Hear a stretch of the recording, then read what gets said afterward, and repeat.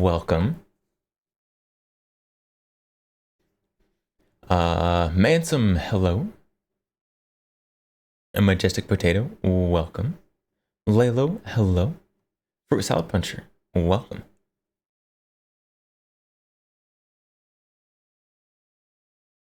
So welcome everybody. Today, we will be gun cleaning. So, that is what we've got out here. We've got out guns. So, I guess I know I've cleaned this one and this one before on stream. Actually, we've cleaned all of these before on stream, at least once. Because I clean every new gun when I get it. But I have finally now shot the Calico.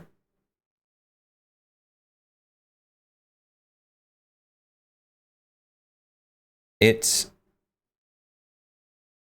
is, in fact, at least as good as the rumors say.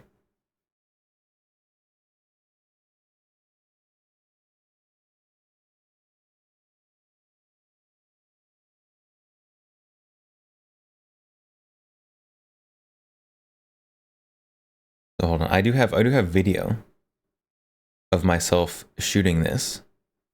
So I'm trying to get that to somewhere where we can show it on stream, if possible.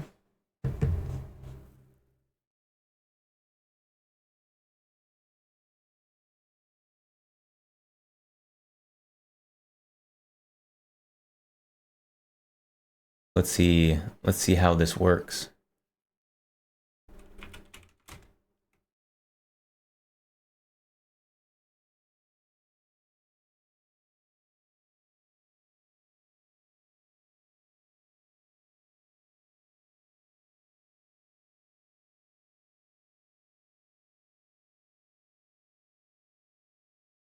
It may work. It may work.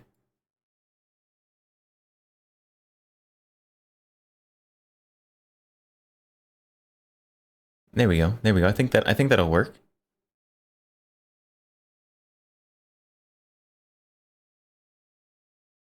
I wish it wasn't so weird.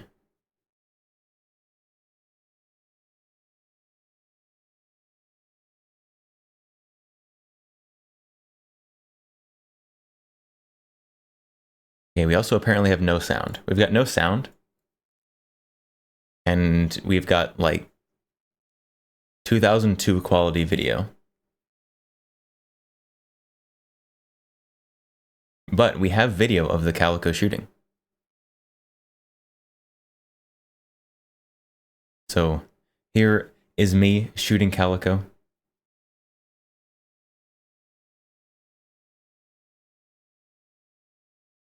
I did have some issues. So there it's out of ammo. Just video of the last bit of the magazine.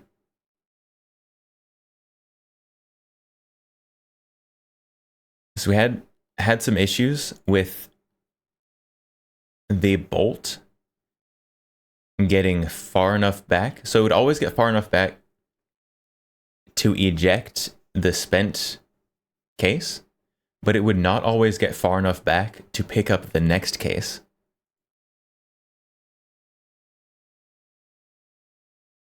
Also, you can tell how dirty the ammo is we're shooting. Let's see if we can get a perfect frame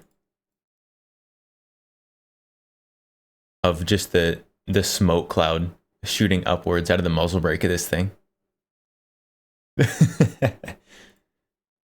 See the cloud, the absolute cloud. That's because this has a muzzle brake on it. It just directs gas upwards. And so it's literally shooting clouds up. as you're shooting it. Which, I mean, it's probably effective. It's a very, very pleasantly recoiling gun. I think probably it would work a little better with perhaps some higher quality ammo. Maybe a little hotter. Because I was just using just 115 grain 9mm. So I think maybe like some 124 or 147 might work a bit better.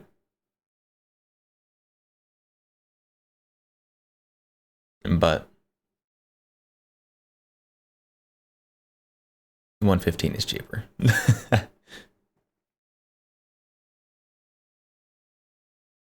So we have these guns to clean today. All of these guns definitely got the attention of people at the range. It was an indoor range. So all of the guns definitely turned heads. Which is perfect. I love doing that. Turning heads at the range is ideal. And I am an okay shot. But I'm not going to turn heads at the range with my performance. So I got to turn heads with using interesting guns.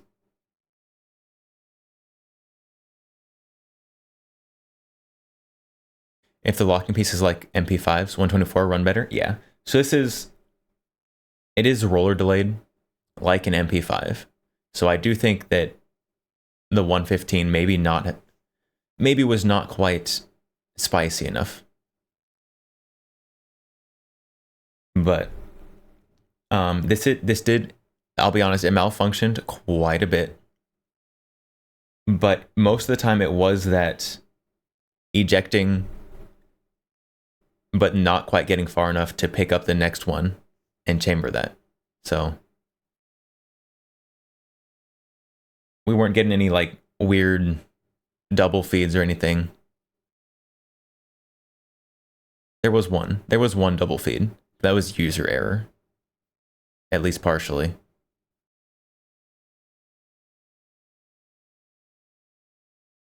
Mansom, HK VP40. Keltec RDB. Nice.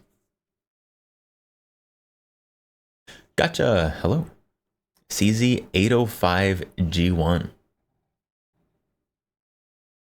That's probably almost as good as the Yeet cannon that I pulled from the gacha today. Yeah, so shot all three of these guns. Now we got to clean them. Because of course, you don't clean your guns after every range trip. Like, did you even shoot enough rounds? Probably not.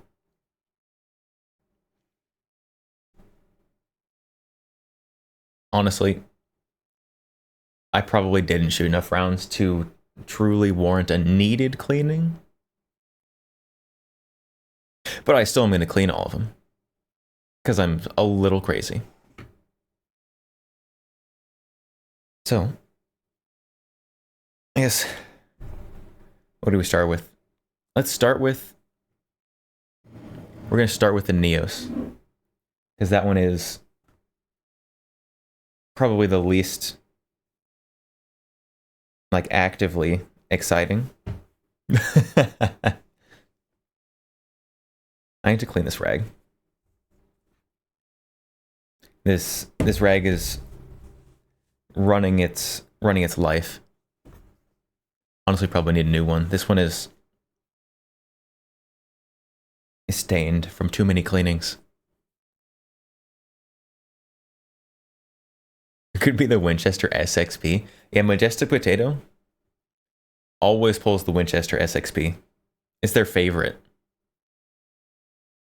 You can tell because the gacha always gives it to them. Alright, so all guns on stream are always empty, but always check to be sure. Oh. Okay, so disassembly on the Neos, for those who don't know. You have a little button here. Wait, hold on. Hold on, what am I doing? Before I get too into cleaning, where's my gun cleaning gloves? So I don't use carcinogens as lotion.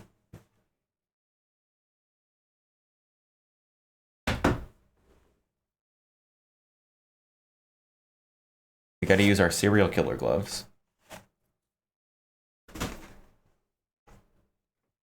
That don't really fit my hands because my fingers are far too long.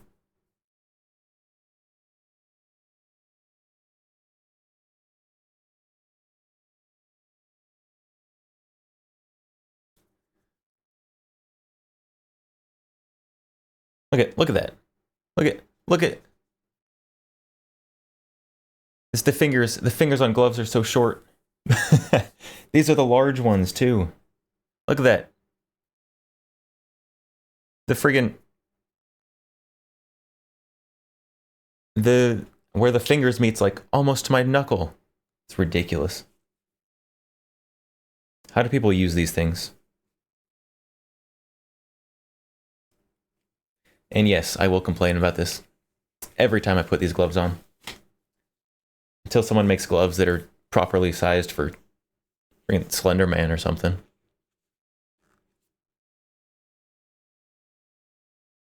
Okay, there we go.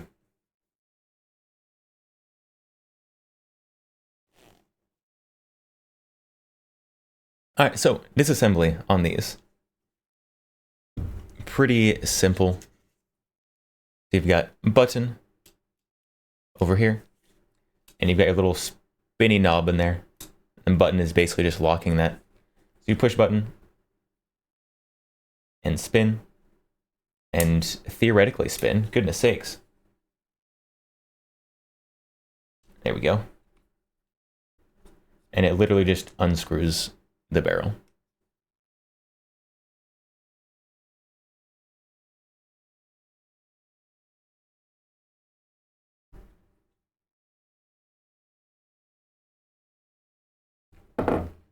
There we go.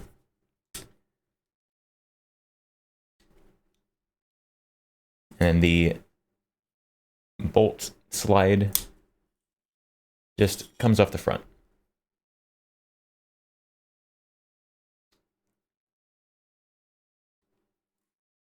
And the firing pin and spring is just held in by the trigger when the rest of it is no longer attached.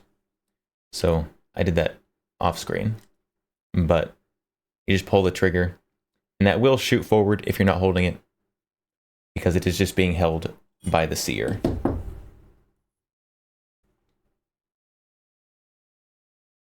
So there we go. Fully disassembled.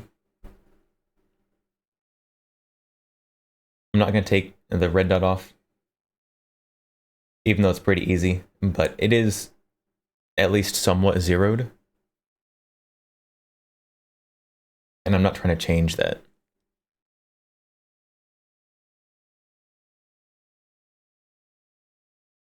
But this red dot, this is the first time I've actually shot this gun with this red dot on it. So there is the red dot. It is the Weaver quick point. The red dot in here, I don't know if you can tell. It is a pretty large red dot.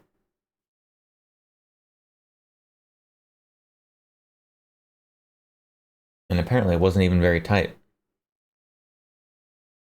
I just tightened that screw a little bit. That's nice. Apparently the zero doesn't even matter. Laylo, sup? Hello? But the red dot in this is pretty large of an MOA. I don't remember exactly what MOA it is, but it is significant.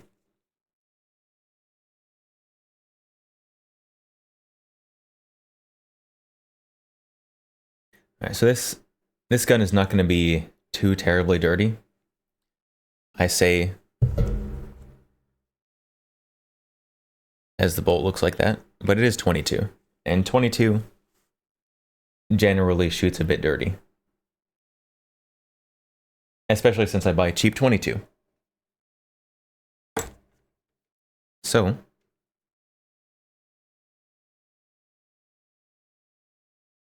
why is it so blue? Why is what so blue? Why are you so blue? I don't see anything that's blue.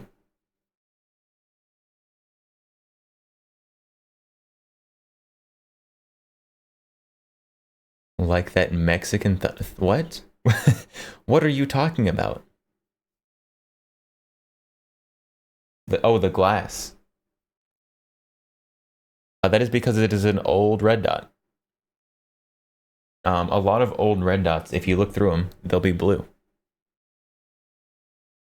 Because that makes it easier to, I guess, reflect the red dot. So, technology has advanced, so we can now have clear glass in red dots. You stick with the Aguila Cat Piss 22. What kind of 22 was? Oh, it might have been Aguila that I was using. It was either Aguila or Armscore 22.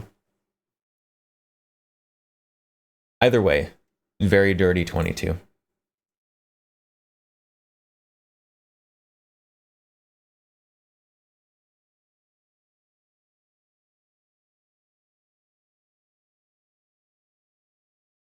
So I guess we should start cleaning the pieces, huh?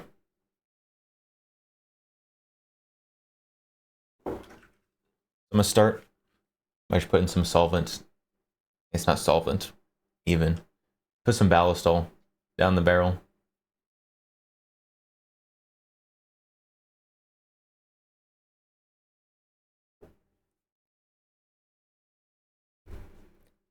Let that kind of drip its way down the barrel. And we'll let that sit while we clean the other stuff.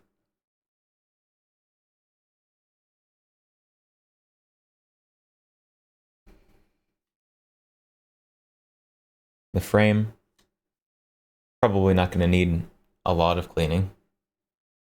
Just going to have basically dust from shooting. A bit of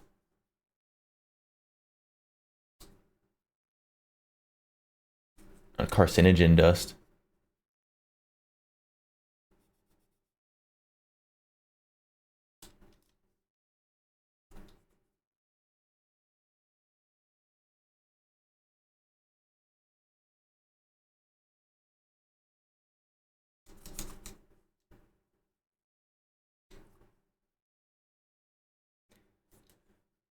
But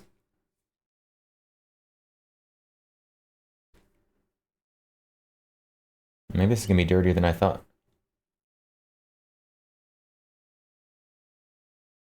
There's a little chunk of stuff on there. I guess the slide does run on this, so there is gonna be some gunk on it.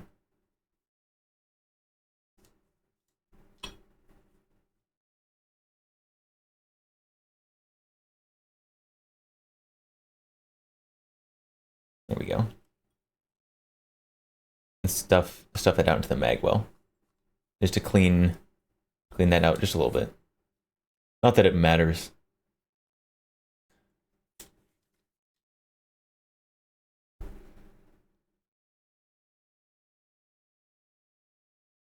The springs.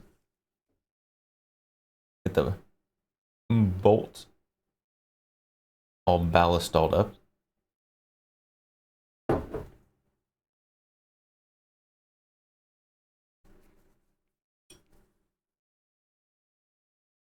I'm gonna need some Q-tips to get inside that in there.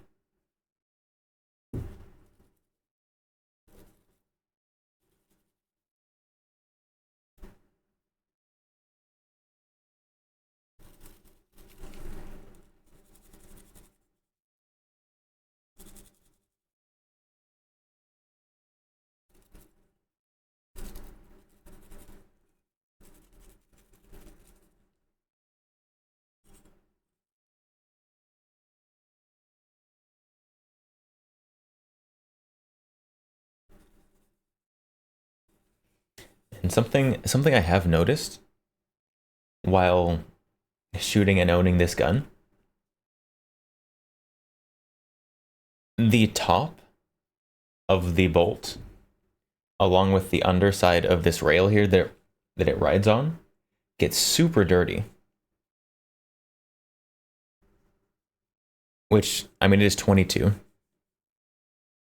And 22 is not known for being the highest quality of ammos, just in general. So it's probably just collecting all the nonsense from the smoke every time you shoot it.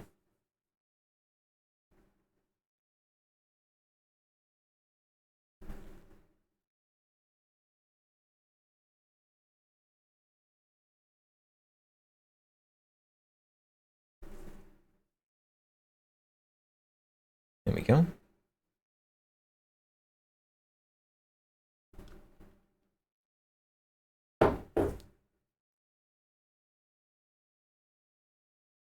I don't really expect that the firing pin needs a lot of anything, but I forgot to clean out the firing pin channel on this. And the firing pin channel on this, I don't know if you can see it in there, but it does have a tendency to get a little gunked up. So we do actually need to clean that out.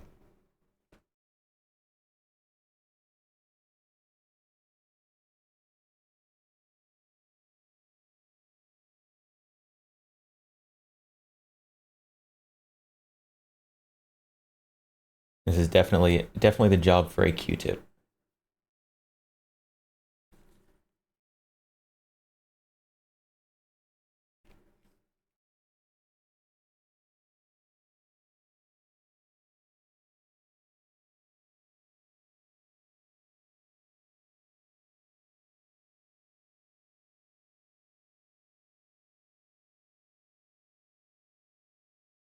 I should at some point buy a higher quality 22 to shoot through this.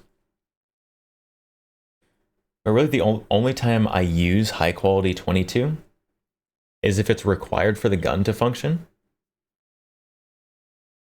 And it isn't. It is not a requirement for this gun. This gun is incredibly reliable.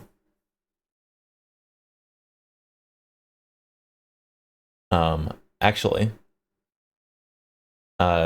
this time I was out shooting this gun malfunctioned, and it is the first time I think I've ever seen this gun malfunction. But it's stovepiped, kind of. And it ejected the round and then closed on the round again. Crushed the little 22 case.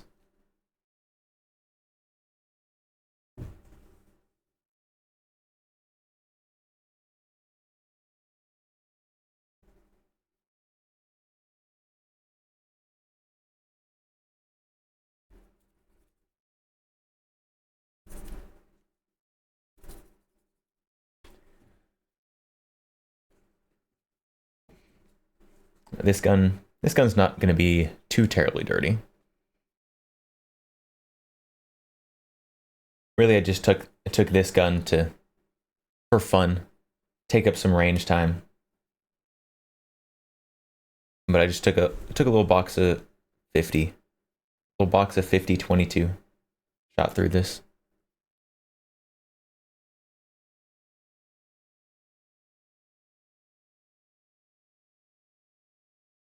You need to take your SIG P322 out with mini mags, and if it's the SIG P322? And I've pretty much only heard good things about that one. I don't know, maybe you got a dud. You got a bad one. You got a lemon.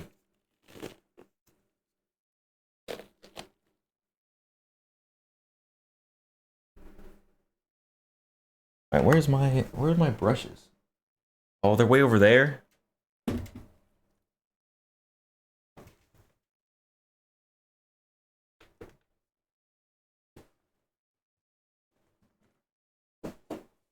Ugh. Prepared streamer.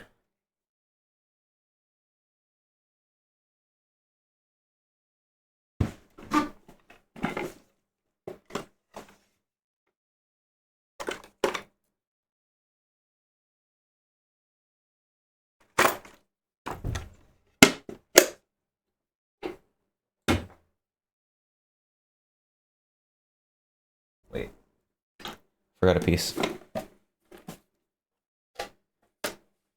Yours has from day one. Had every type of handgun malfunction possible. Mostly light strikes and failures to feed. Interesting.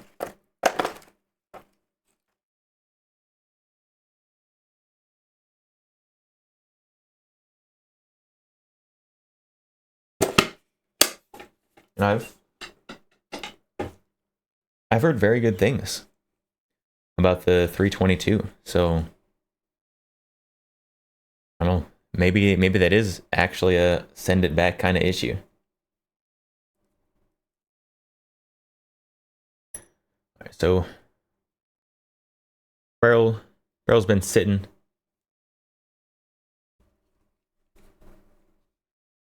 I'm gonna start by just cleaning off the face here.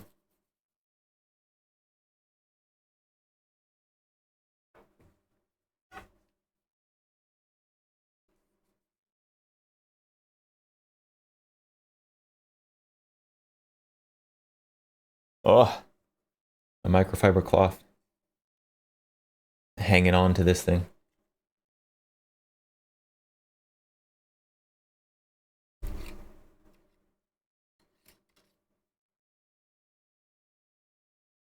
Gonna run that through a couple times. Again, I only shot 50 rounds through this. So it's not gonna be too terribly dirty.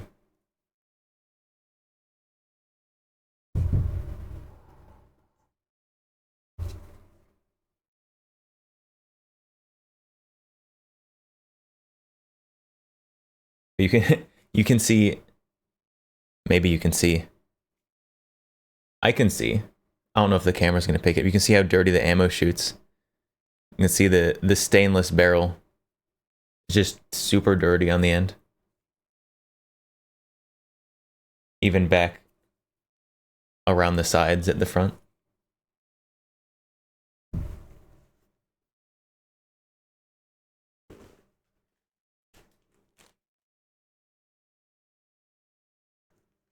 All right, let's get some patches.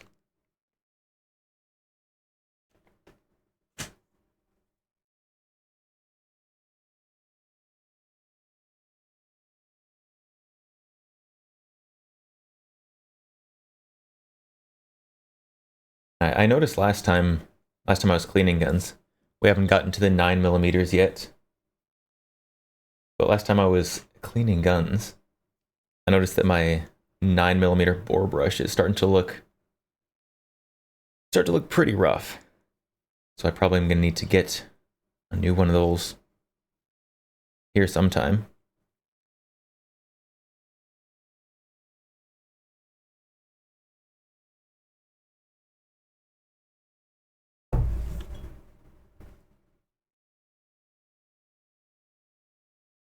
I feel like I'm gonna break this little plastic end bit, pushing this patch through for 22s. Oh, there we go. Now that the rod is in, feels a little better. Pause. Okay.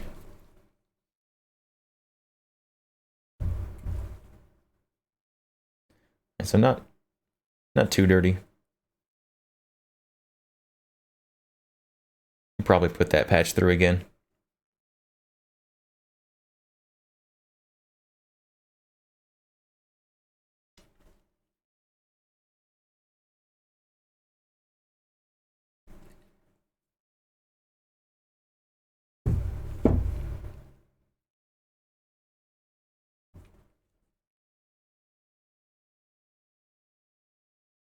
There you go.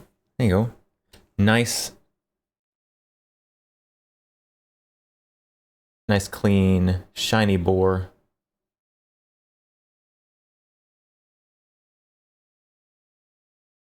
Very good looking.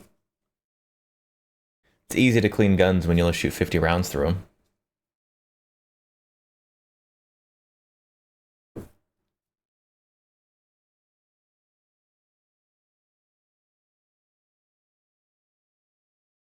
Clean off the end of this.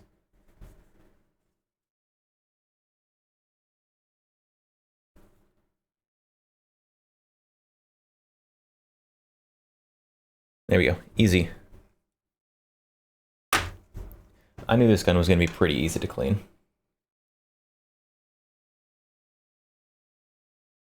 Honestly, the Calico would definitely be the hardest gun to clean today.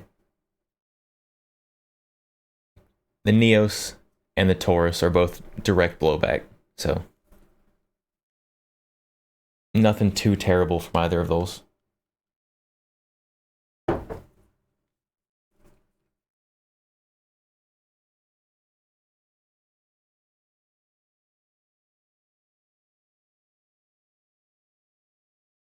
Can nicely lubricate the springs.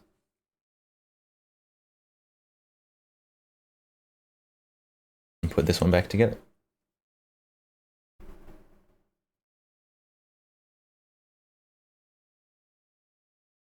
All right, so putting this thing back together. I always struggle with this part the most for no reason at all.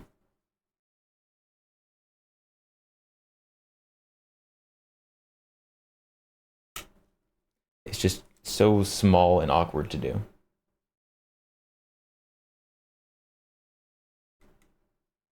Come on. Go back together. I said I don't know why I struggle with this. It's because you have to compress the spring with this rod from the end.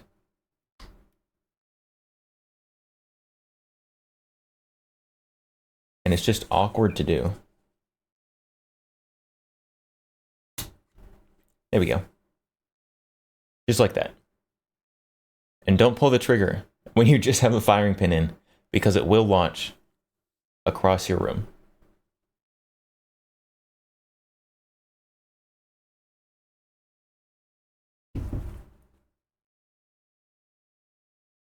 Got recoil spring.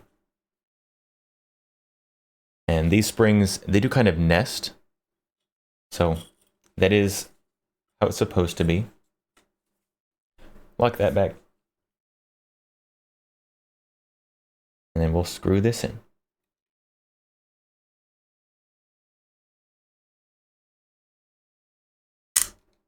This makes a nice ratcheting sound as you're putting it in.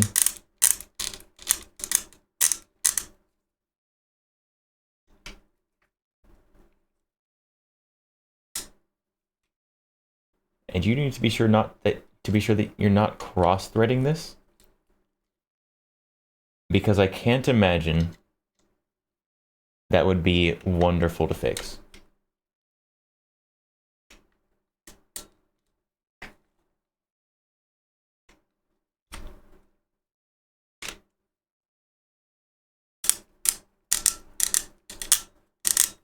Come on, start. Getting it started is the worst part. There we go.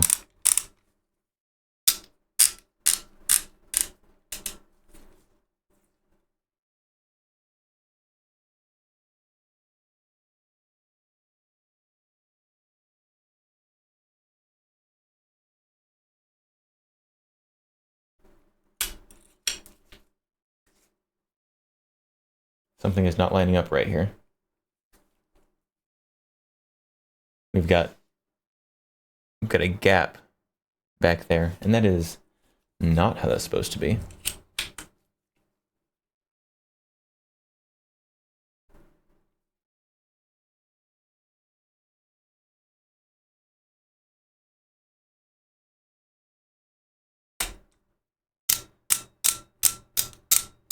There we go. That's better.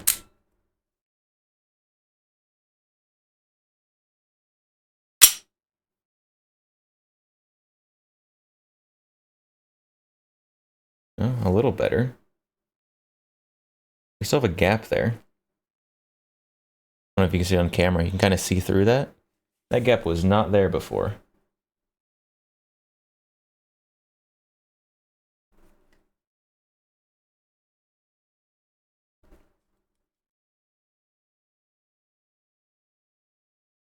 So we are going to try to figure out what's going on here.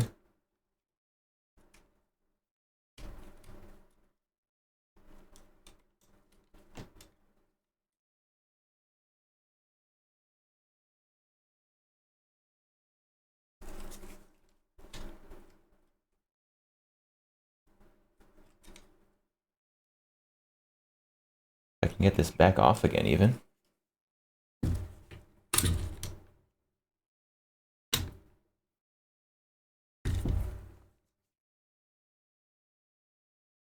Okay, why are you not lining up like you should?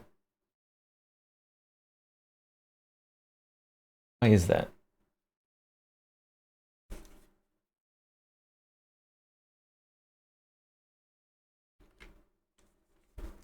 It could be that I've got this huge weight on the top and this massive red dot.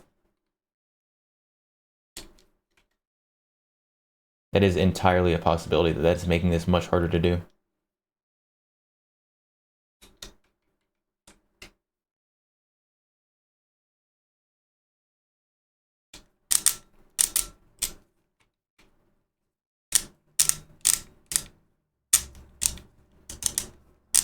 Oh, no, that's going together. It's going together well now.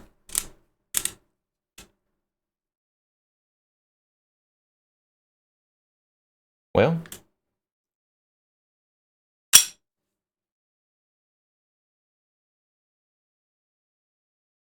There we go. I don't know what was causing the gap before.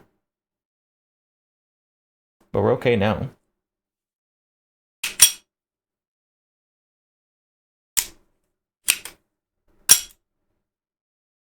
There we go.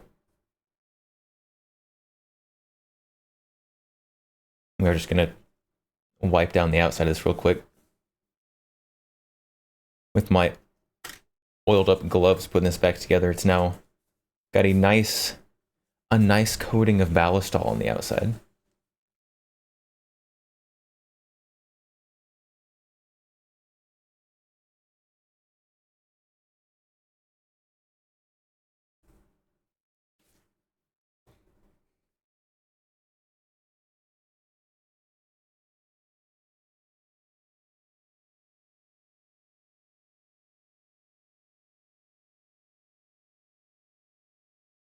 Alright. There we go. Nice, clean 22.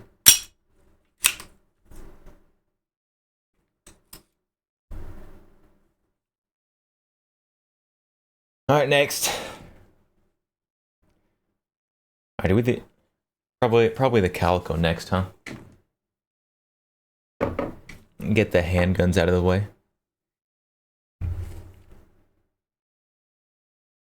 This one I expect to be the dirtiest. Because this one had the most ammo through it. And also its roller delay. Which has a terrible reputation of being less than ideal. Less than ideal to clean.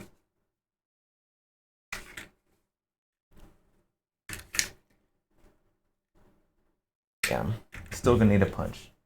Still gonna need a punch to get that pin out.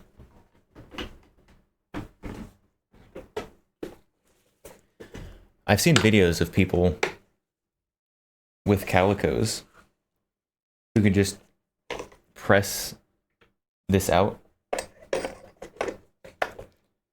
with their finger. Mine, not so much.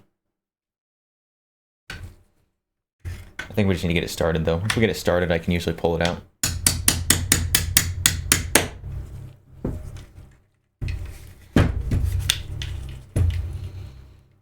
Okay, sometimes. Sometimes I can pull it out.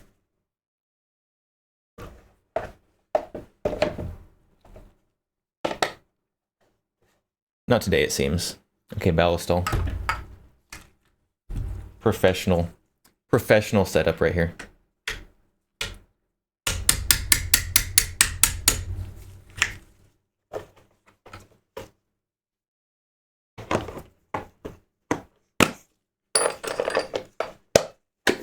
Right, we should not need the punches anymore.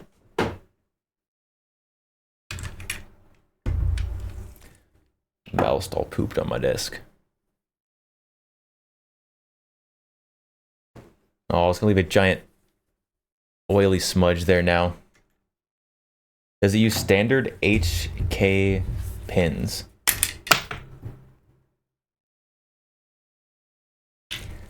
You know, you're really supposed to throw those when you pull them out. So the pins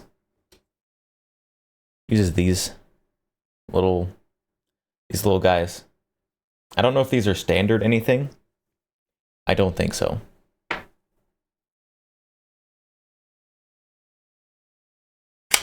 But so that releases your handguard. And I should probably take off the magazine. And if we didn't have the brake on there, the handguard would come off the front. But we do, so it just kind of is loose up there. And if we let our bolt forward. And oh, do we have to drop the hammer for this? I think so. Yep. And your grip slides right off the back, allowing you to see the insides.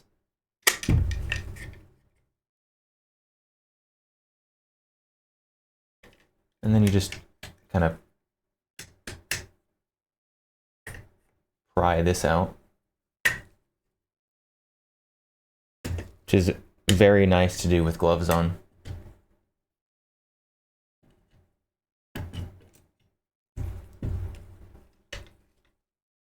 There we go. Got our bolt out and the rest of this thing.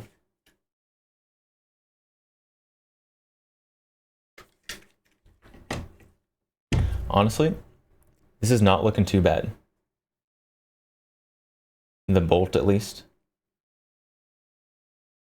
It definitely is gunked up for sure, but this is cleaner than it was when I got this gun new. So that's not bad. That's not terrible. And the barrel on this one, I always would rather put brushes and patches in from the back. But on this one you cannot, because the back of your receiver is in the way. So you do have to poke all your brushes in from the front, unless you have a bore snake, which I unfortunately do not.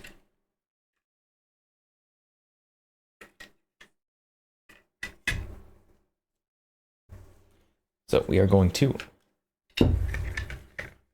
start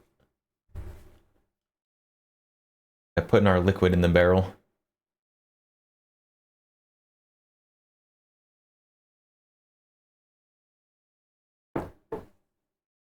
Let that work its way down.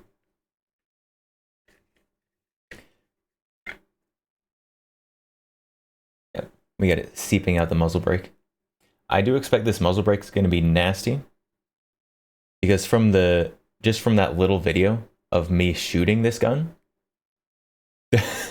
this muzzle brake, first of all, very effective. It literally just shoots smoke clouds straight up in the air with this muzzle brake. So I expect that you could build up a lot of carbon on that if you let it. I'm many rounds is that? Way cleaner than you've ever seen your MP5 bolt after a range session. So it was only, it was just under 100, just under 100. So not a huge amount, honestly. But you only had to reload twice. It's got a 50 round magazine. So it was not a huge amount of ammo, I'll be honest.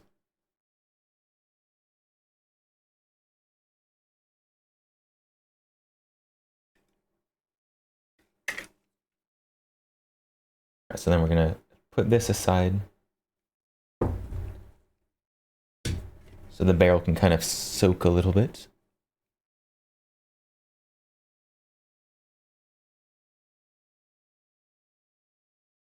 Start with the grip. I expect this is not going to be very dirty,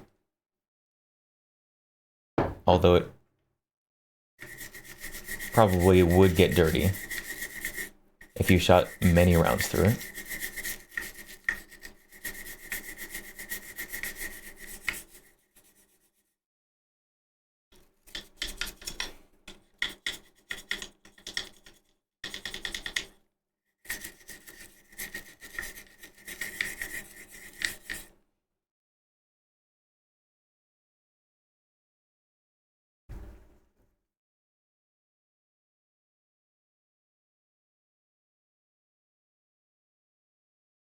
All right.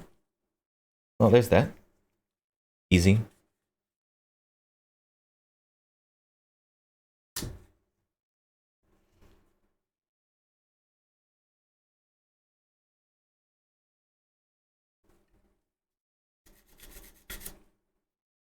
Yeah, so this, for those who don't know, this does eject downward. That is your basically ejection chute there. So this is a truly ambidextrous gun, which doesn't really matter for a pistol, but if you have the rifle configuration, pretty nice. Also, I'm not left-handed, so I don't care a ton. It's just kind of neat.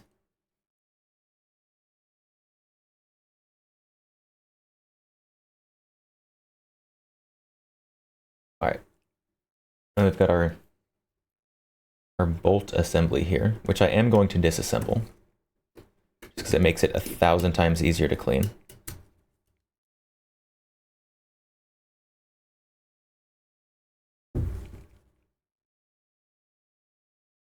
Disassemble at least a little bit.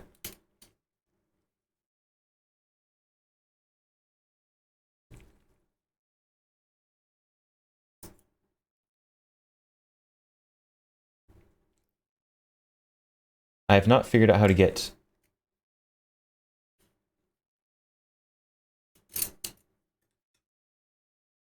this front, like the actual bolt off this thing.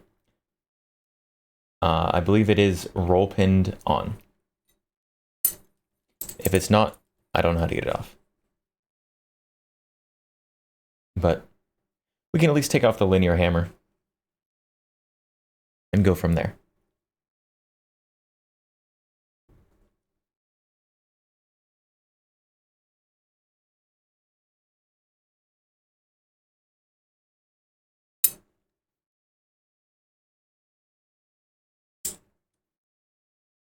All right. So let's get this all ballistalled up and then start scrubbing on it. Man, my glove's already got a hole in it. I've been using it for like an hour. What am I even bothering with the gloves for? Look at that. Look at that. You can already see my skin through it.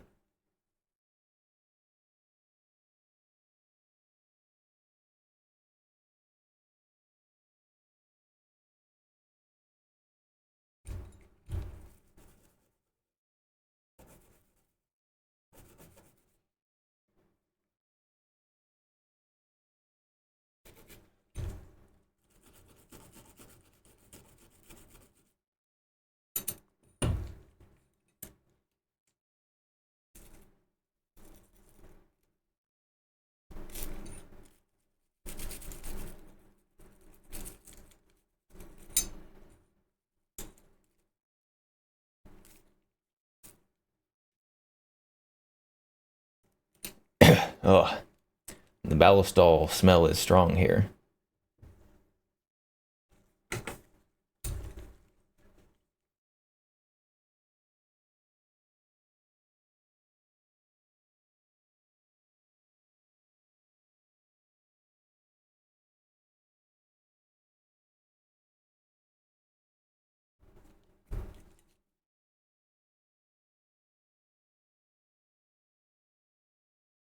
I wish I could take this bolt apart a little further. I feel like it could use some cleaning in the places where it's very hard to reach right now. But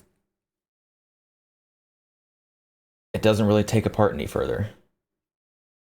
So this back piece, this one back here, is literally welded on. And the front piece is roll pinned on.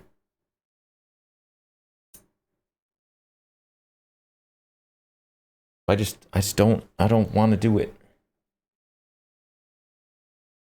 Where is my other brushes?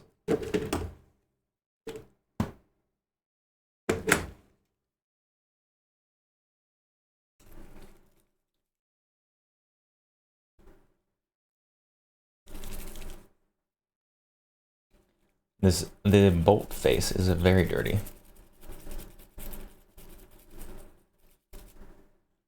I need to clean my gun. Wiped it a few times with microfiber rag and cleaner. Okay, done. I don't see anything. What's wrong with that? What's wrong with that?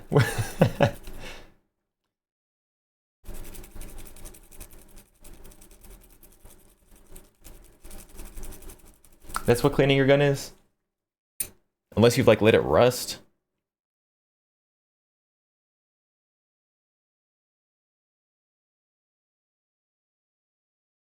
Sometimes you gotta use a brush for the stuff that's stuck on there more.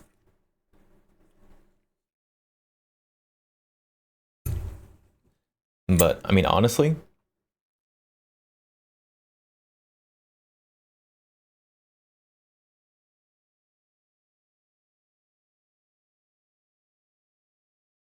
if you regularly wipe down your guns and oil them,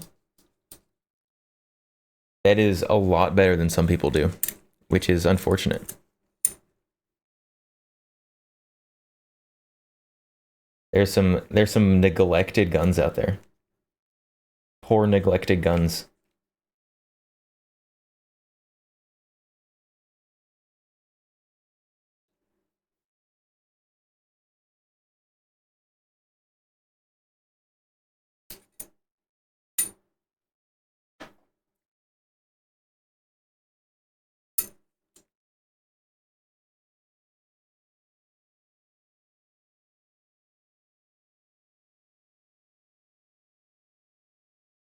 All right, there we go.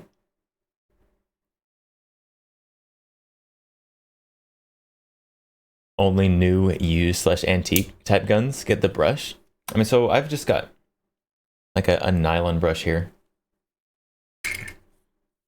I don't often bring out the brass brush unless something is really giving me a lot of issue. Or a part like this that's just, you know, basically stainless. It'll be fine with a brass brush as long as you're not doing something horrible.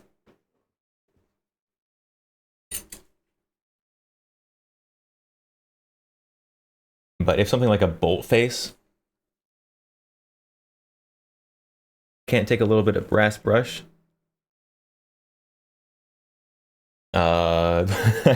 maybe you shouldn't be using that gun. There we go. That's what we needed. Need a little something to get into the edges, into the corners.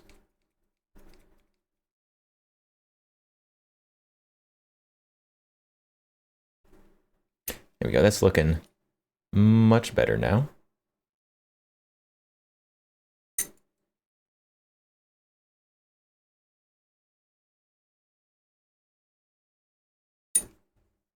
And I expect these rods are going to be fine.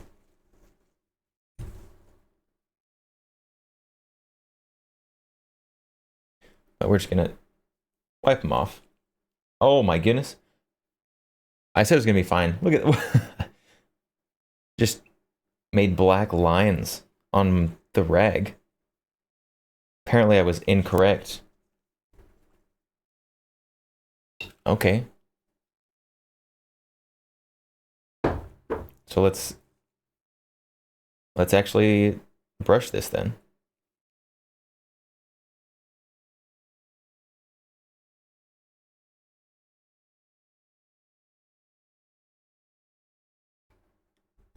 How do you even use a brush on something like this? Carefully.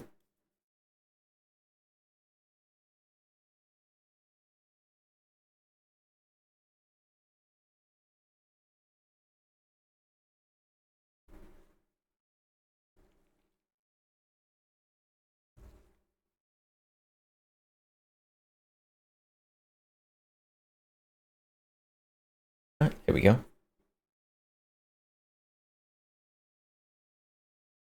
We're going to give the springs the same treatment here as we did on the last gun. Put some Ballistol on my palm and just rub the springs in it. Easiest way to deal with springs, honestly.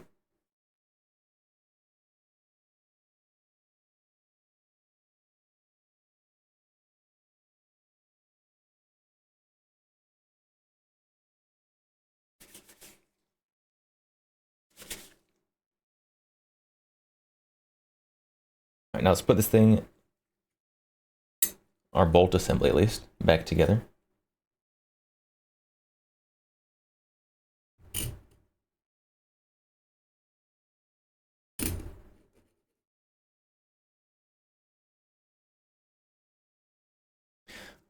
All right, let's zoom in. Let's zoom in for this. So this thing, how you put this together is on each of these rods, you got a little flat bit. A little flat bit on the end of each of these rods. Spring goes on there. Obviously the spring sticks out further. Each of those flat bits interfaces with that thing.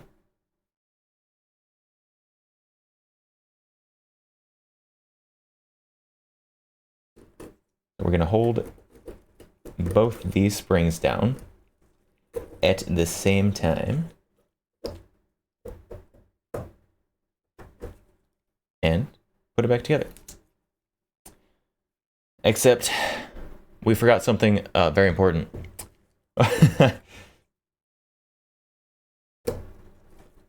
We need the hammer.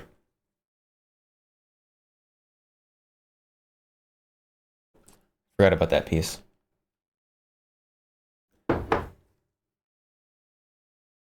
So I guess you guys are going to see me do it twice.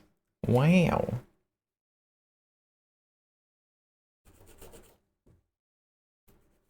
Streamer brain. How do you forget the hammer?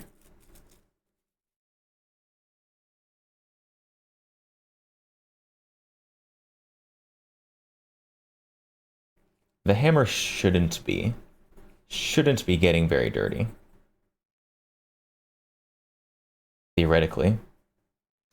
In a good gun, the hammer is not getting super dirty.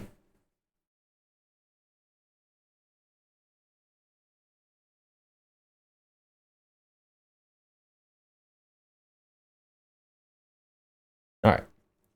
There we go. Now we can put it back together. The hammer on this sits in there. You can see it's got a little channel in the bottom.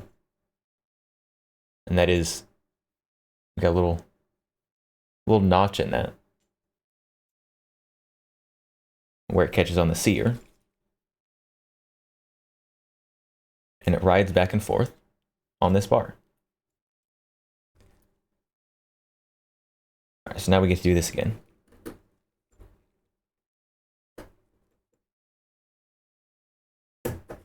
Luckily, Not too difficult. There we go. I've got linear hammer on the bolt. It is very hard to use not in the gun. Honestly, it's pretty annoying to use in the gun, but it's very hard to use outside the gun.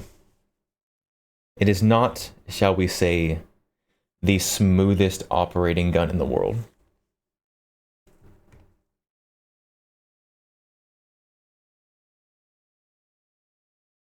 Now, last piece. This thing.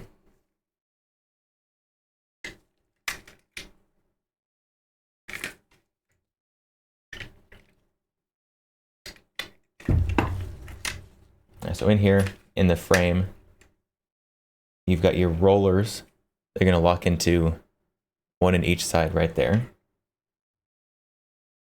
See, let's see if we can show it. See if we can show it. So you've got like X-shaped marks up here. And then just in the front of this, you can see that dip right there. That's where your roller locks into. This does have little inserts. That's what these little X-shaped pieces are on each side. They've got little hardened steel inserts that slide into those. So you can actually get a good lock, not on a soft metal.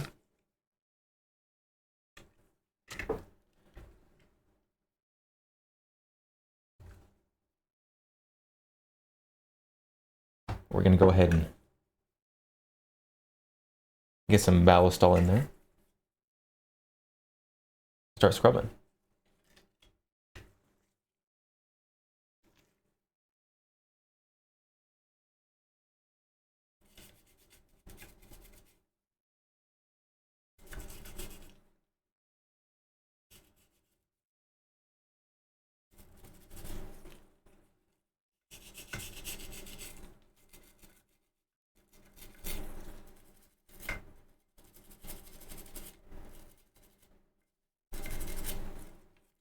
We are definitely gonna need some Q-tips for this, because this is got a lot of weird little angles in there.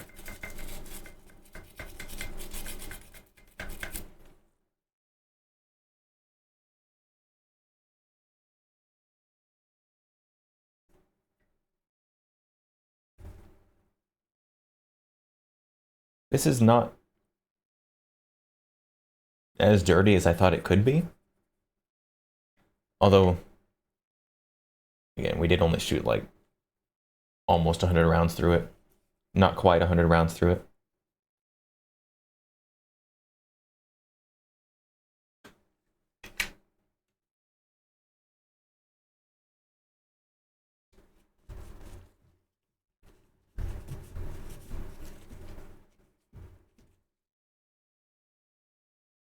I said it wasn't going to be that dirty, but it just turned that corner of the cloth black.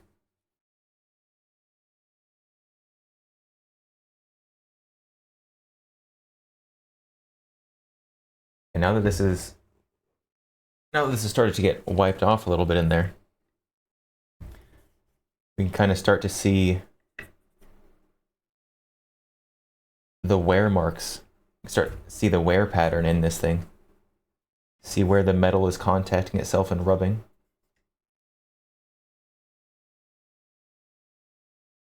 I don't know how many rounds they shot through this during testing, but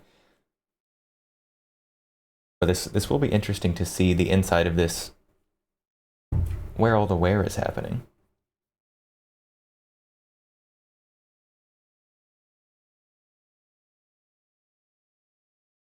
I'm gonna need to get another 9mm roller delay to compare.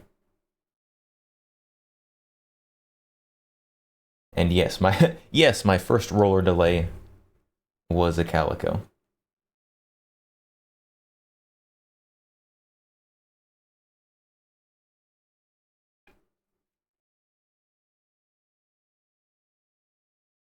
Let's see. Hold on, can I show where this is wearing so far? A little bit. I need a pointer. That'll work. So you can see got some wear along the side here. Got some wear inside. Right there. And that's going to be in on the locking surface. It's on the front of the locking surface, which is not what I would have expected. It's on the front on both sides. But on the front of the locking surface, it's starting to get a little wear. Which I guess that makes sense. The little inserts right here, little inserts we've got. Yeah, you can see the insert really well. This little bit right here I'm poking at. So that's your hardened steel insert. And where the wear is happening is just in front of that. So it's starting to wear the not hardened metal, which I guess is good that it's not starting to wear on the hardened metal. And we've got 2 more inserts on each side back here. I guess 1 on each side back here. And we don't have any wear on those, but we do have a little bit of wear on the metal just behind it. Because it's a reasonably good fit, but it's not perfectly smooth. So I think it's hitting the back of that just a little bit as it goes by every time. So I expect that eventually that'll smooth itself out nicely. As long as something doesn't break before that.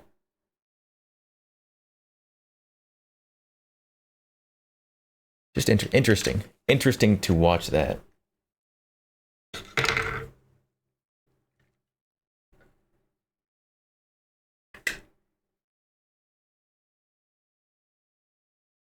Now, all we have left is the front. Just got the front of this left.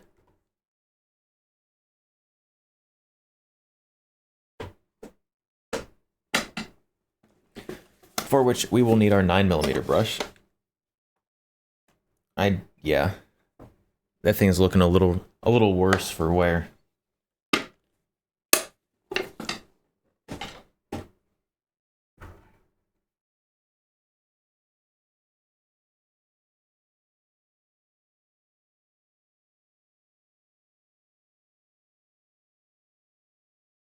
I should probably get a bore snake, so I don't have to shove this in the front of this thing. But that is the only way to do this one.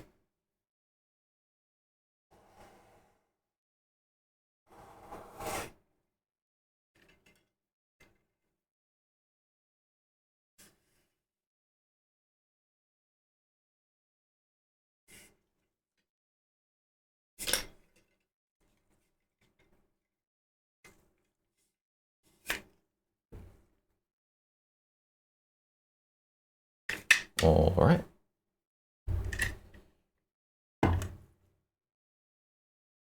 Something that I like doing with anything larger than a 22. There's probably be someone out there who's like, oh no, that's a terrible thing. Don't do that. I really like wrapping a patch around on a brush and then pushing that through. It just feels way more effective than just pushing the patch through by itself.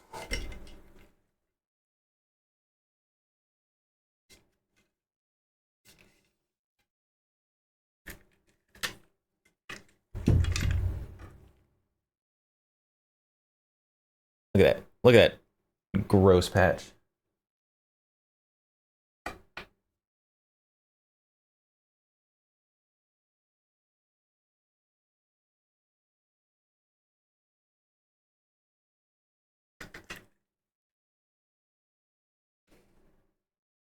Can't shove it in from the rear. You cannot.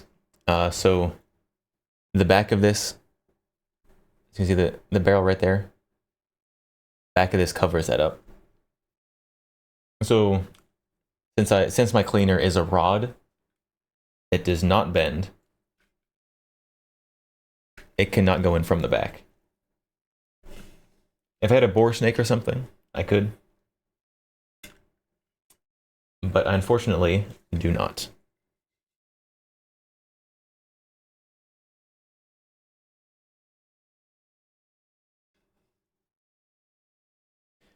Are you using a red dot? You do that?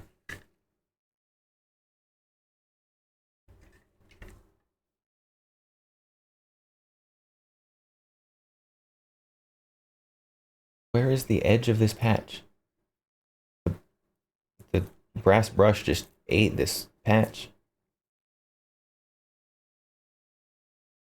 There we go. There we go. That's probably a nice looking board now. It's a little hard to see as you can't look in from the back. See if we can get some light going back there. You can almost see it. You can almost see it.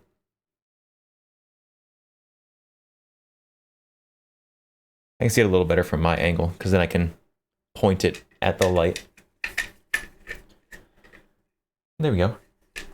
And I would like to clean under the handguard, but I'm not going to take off the muzzle brake, so we're not going to do that. Which means that now it's time to start putting it back together.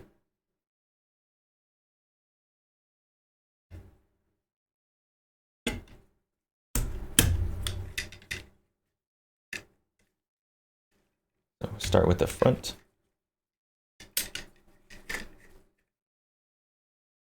And this little charging handle, it does have a little lip that it sits on. So you let the charging handle forward and you bring it back. And if you couldn't pull that off, then that charging handle is holding your bolt assembly in place. It's over that little bar that comes around the front. And so when you have your grip on, it's holding this here, which is holding that. So it can't escape. Aside from just, it is directly holding onto that as well.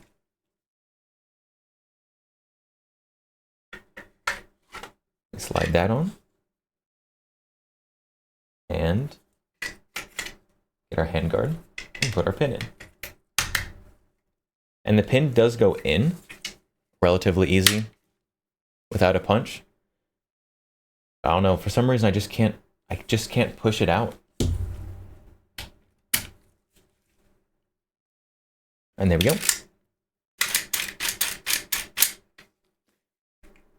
Reassembled.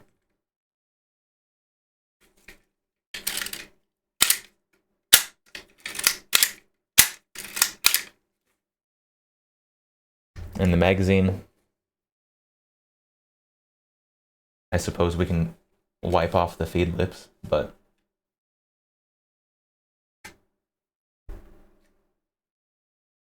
there we go.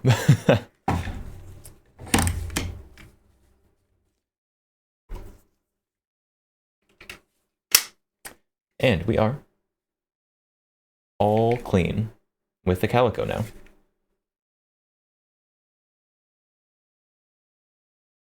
And since I'm using these gloves that are currently covered in a light coating of Ballistol, we don't have to go through afterwards and manually be sure this has a nice coating of oil on it.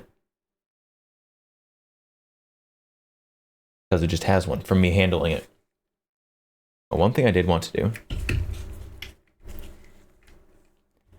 is give this brake a little scrub.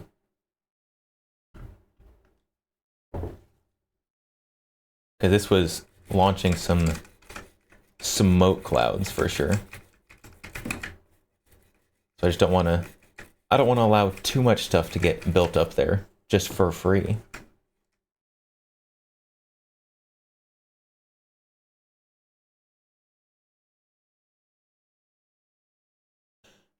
Chibit. Hello, hello, and hello, Raiders. Hello, hello, I am the X Count. Welcome, welcome, how's it going? Let me get you a shout out here.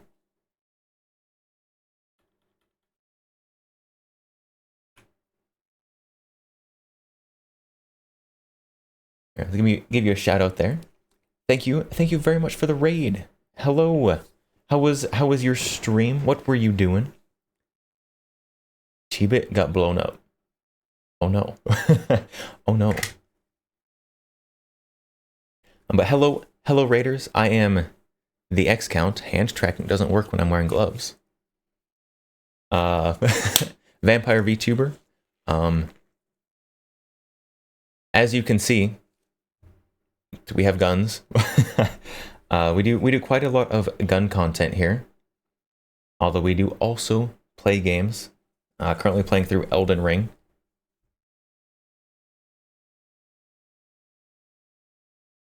Night night. Guns are cool. Thank you. I think guns are pretty neat too. My wallet doesn't, but that's a different story. Yeah, so today we're doing a gun cleaning stream. We're being educational today. Show Space Laser. Yeah, so we have already cleaned this gun. This is just a target pistol with a super space age 80s sight. Very fun little gun. So we already cleaned this one today. And we just finished cleaning the Calico. Despite how all the guns look today, these are all real guns. Looks like something out of Star Wars. Yes. Yes. Calicos were actually used in a lot of kind of sci-fi movies from like the 80s and 90s. The Calico M100 was used in Spaceballs.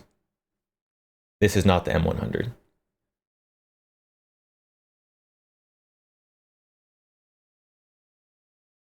Nice force multipliers. Well, at least this one is, but only kind of, because it has short mags. This one probably works very nicely with not the ammo I was using last time.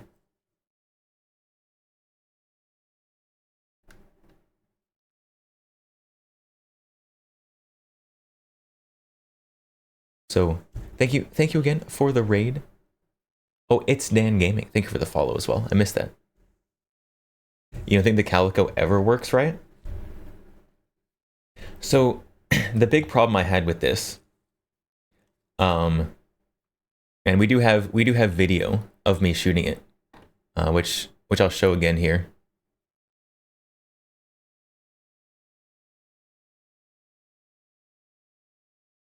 But the big problem I had with this is the bolt.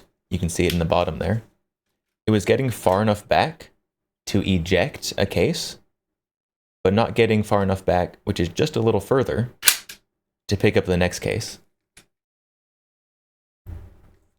So I think if I ran a little spicier ammo, because I was just doing 114, so some 124 or some 147. For those who aren't gun people, I probably am speaking an entirely different language. Little hotter ammo, spicier, a little spicier. Puts a little more energy into the system, make it work better. Gotta go to bed. Have a nice stream. Okay, have a nice sleep. Thank you for the raid. Isn't everybody go give Chibit a follow. They're very cool, very cute. We originally met them through View Chat, I believe.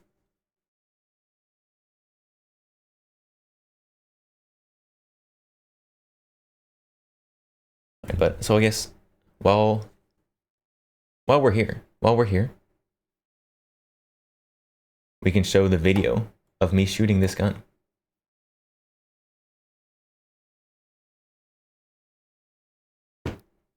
Voop chat is why you followed. And Voop chat is very good for discovering cool people. I'm a big fan.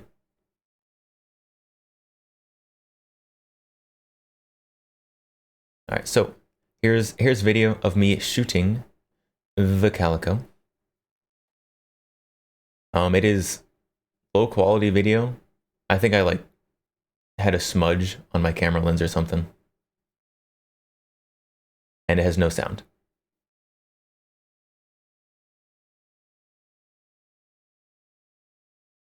Yeah, so had a malfunction there. So you can see, first of all, I flinched real bad.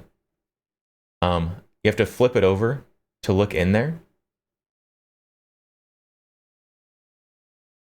Because that is where you can see into the mechanism. It's through the bottom.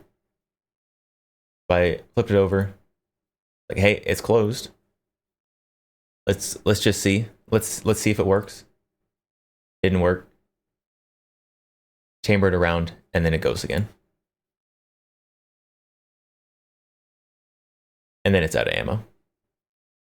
But this thing, if you watch above the gun, you've got some smoke clouds going up.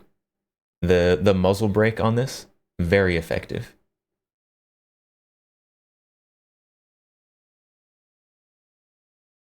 So much poof. It has much poof. But the muzzle brake on this is designed to direct gas upwards. And so all the extra pressure from behind the bullet is, I guess not all of it, some of it is directed up from these ports. A lot of muzzle brakes and muzzle devices will have the ports on the side. This one has it on the top. So the gas is going up, pushing the gun down, because pistols generally want to recoil that way. This one not as much, partly just because of its size. It's large, it's heavy, but the recoil from this, you can kind of tell a little bit from the video, is very minimal. It's slightly more than a 22. But if you compare that to other 9mm, it is a very nice gun to shoot. It's 22. No, this is 9mm. So Calico makes both 22 and 9. For those who don't know, so there's a 9, and we're not going to load these. But so we've got 9 here, which is what this one shoots. This is like the most standard handgun caliber. And 22, the little guy next to it.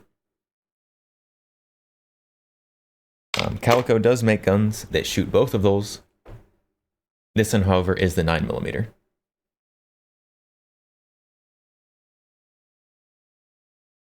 You were surprised it was having cycling issues? So the 22 version of the Calico is a direct blowback. Basically what that means is all of the energy from the explosion that's happening in here, because that is how guns work. There's an explosion, and you have equal and opposite forces going on. So the bullet goes this way down the barrel, and you have an equal amount of force going backwards into the rest of this. And so what direct blowback is all that force is going directly back into moving the internals. So the 22 is that. The 9mm is not direct blowback. This is a roller delayed, which is a little hard to explain. So how roller delay works is if you've got your bolt here, You get your bolt here, hits up against the barrel, and you've got your bullet contained in that. And direct blowback, your bolt just starts going back. Roller delay, how it works is you've got these little rollers. That's the roller right there. That's the roller. And so when the bolt comes forward, there's a little locking block over here on each side, but I only have one thumb, so it's only over here right now. And so when the bolt is all the way forward, it basically pushes that out into the locking piece in the side. And so when it's recoiling, the first thing it has to do is have enough force to move this little roller over here back into the bolt. So instead of directly going back, it has to get that first and then go back. So what that does is it lets a little bit more of the gas pressure from the explosion go forward. So it's not all coming backwards into the gun, which is another thing that is probably making this such a low recoiling gun. If that explanation didn't make sense, I apologize. I tried. Tell me how to do better.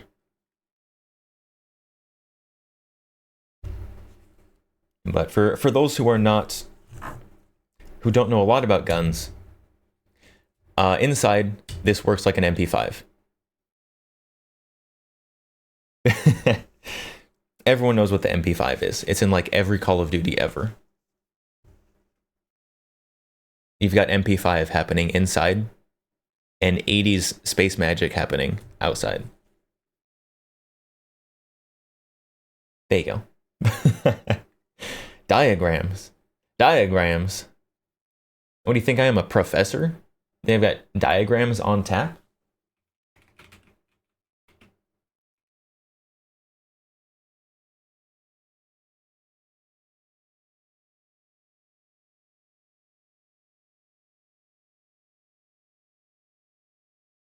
Joke's on you. Yes, I do.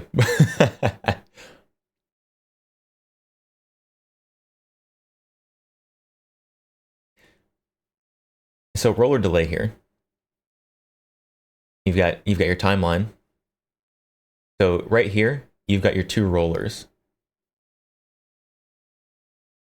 And they're in little locking blocks on the sides. And then you've got your wedge piece here in between them that is holding them outwards into their place. Does the MP5 cost 5 MP per bullet? It costs like 25 to 30 cents. What is 5 MP?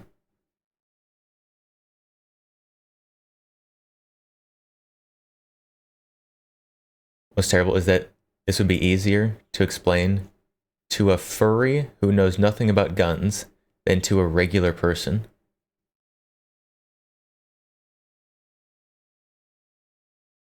Okay, so you know knots, right?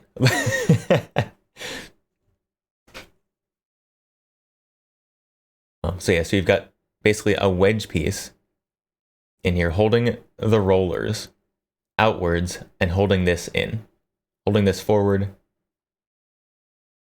with your bullet, your cartridge chambered up here.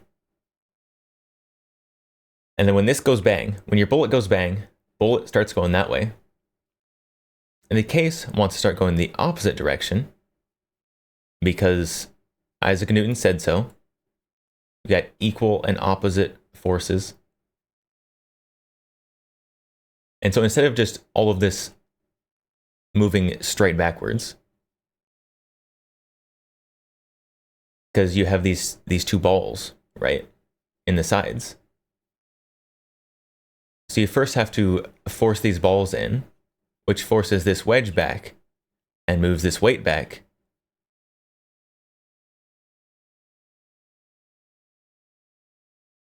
Which delays the bolt opening just slightly. So you get slightly less pressure to have to deal with the recoil system. And it is a very, very nice, very cool design. It can be a pain to clean sometimes, though. What is my take on the Mean Arms bearing delay upper? In your head, you feel like the bearings offer a lot less sacrifice than the MP5 rollers. You wonder about its longevity. I mean, so a bearing delay works on the same principle as roller delay. There have been like bearing locking guns before. It's not a particularly new concept.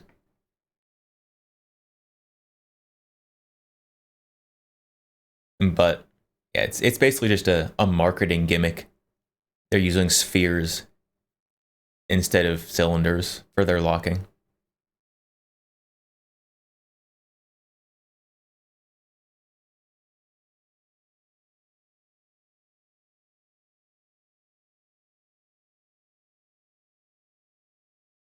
It's about the same. I feel like spheres might be a bit more structurally sound. Yeah, so from a from a material science perspective, spheres are very strong. So probably any issues with the longevity isn't going to have to do with the rollers versus the bearings. It's going to come down to just straight up quality of the product.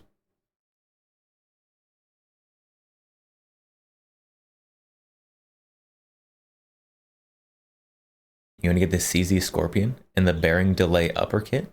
Seems cool. Do it. Do it.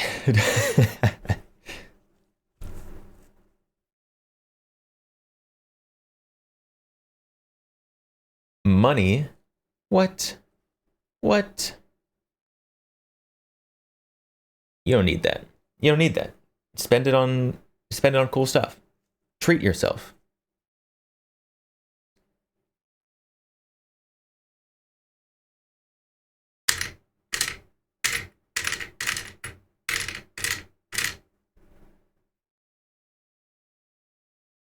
It give you $3,000.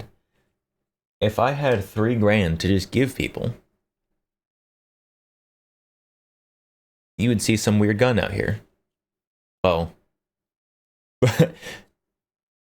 you already see weird guns out here. You would see more weird guns out here. He spin. Yeah. He.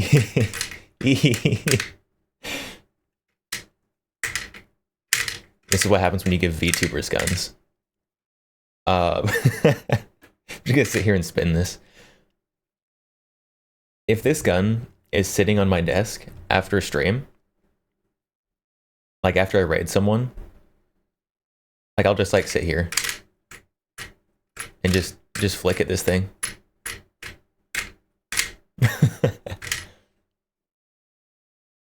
Stop eating food, buy guns. Yeah. Is it fidget swivel? It is. It is more fun than it should be. It is also the only sling swivel on the gun. So I'm not sure I'm not sure how you're supposed to use this sling swivel. Because a single sling swivel on the front is not ideal. Calico appendix rig when? If I can get some kind of belt holster for this, I will take this to a USPSA competition and make a video out of it. The problem is no one makes something that will even fit that.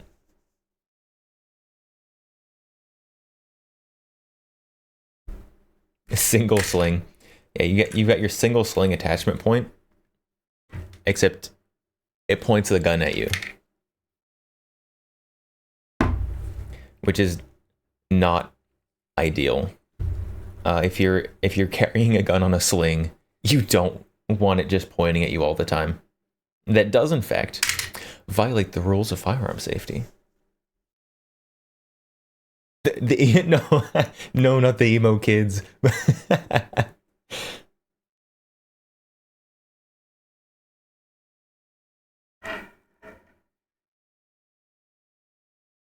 What is the length of the mag?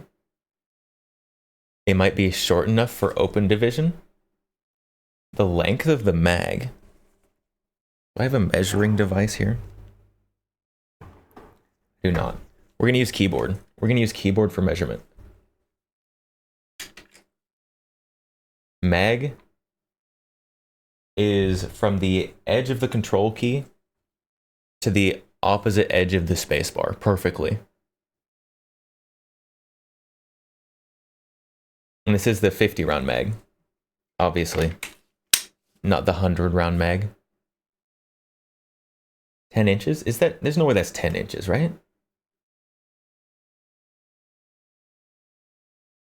Like, there's no way. There's no way that is 10 inches. I would know if that was 10 inches. Probably 6. It's probably like 8 or so inches. 6 to 8 inches, yeah. Your keyboard is bigger. My keyboard is the same size as every other keyboard. It's just missing all the extra fluff. But if you put this keyboard on top of another keyboard, it would be the same size, just without all the other stuff.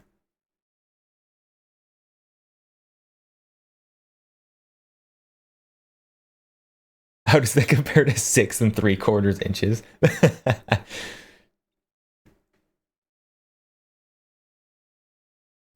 Do I have an old keyboard here? No, I was gonna put an old keyboard on top of it to prove to you that this part of the keyboard was in fact not small. Your keyboard says 8.5 inches. Yeah, that's a little larger than I thought, but not bad. I said like 8 inches. I was a half inch off, half inch underestimated.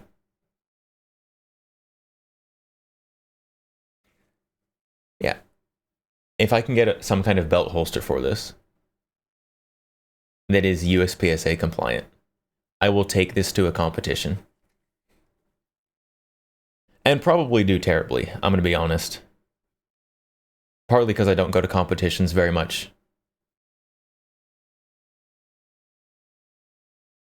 And also because you have to probably clear at least one malfunction every stage.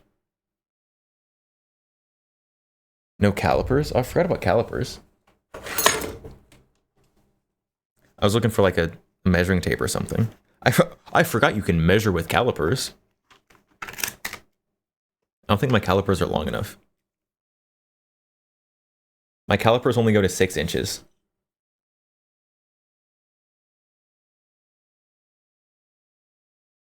So, there's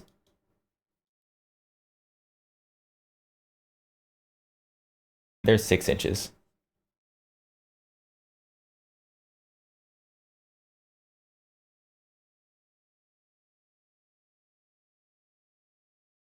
So, there you go. So it's like about 8 inches. 1.5 pp's long. I'm so sorry.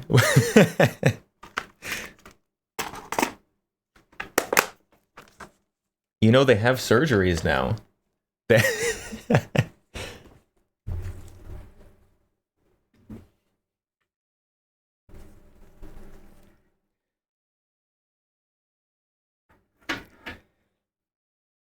There you go. So it's like an 8-inch mag.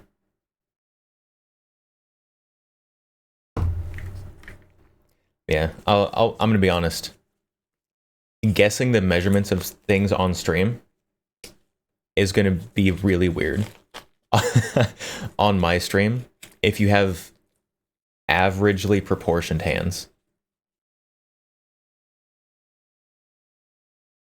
One monster can? Is that the size of a monster can? It's probably about right.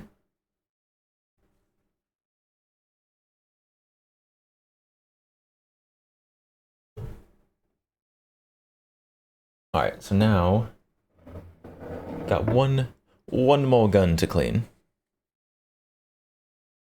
Too much mag for open division.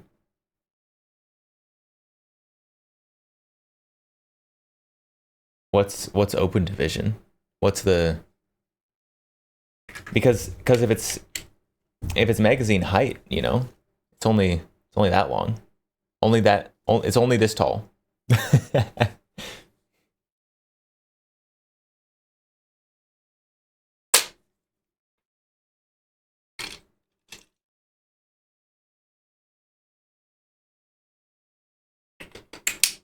Now, if I was gonna take this to USPSA, I'd probably just show up with it and be like, okay, put me in a division.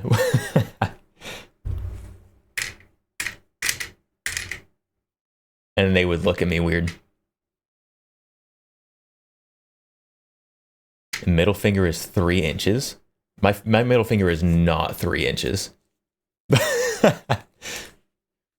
I'll take off one glove. Here, hold on. We can measure my fingers. Because my fingers are less than 6 inches long. Oh, the battery in my calipers are dead.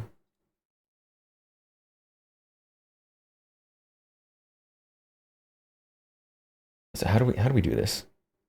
So do we want to measure to the knuckle, or measure to where the web is of the finger? We're gonna measure to the knuckle, like to the middle of the knuckle to the end of the finger. We've got 4.7 inches. No, 4.6 inches.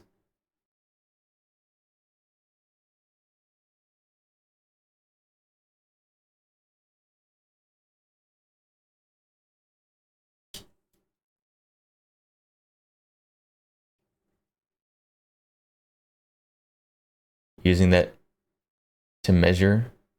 Yours 3.75. 3.75.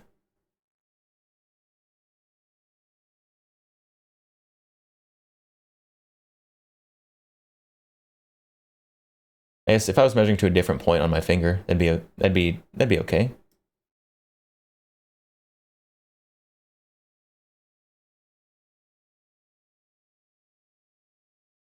I've got pretty long fingers. But my fingers look longer because my palms are kind of small. I hear with weird hands.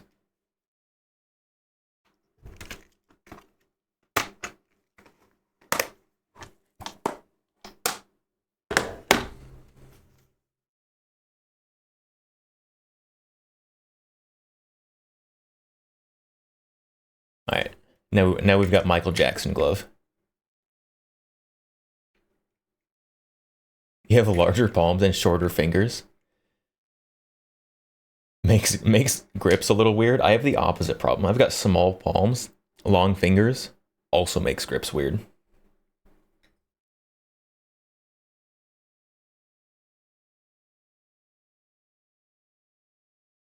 The Brinks guy last Friday owns AK-101, buys ammo 500 bricks at a time. Piano player hands. I have heard that before when I was much younger. Now I'm older and people are perverts and they tell me other things. So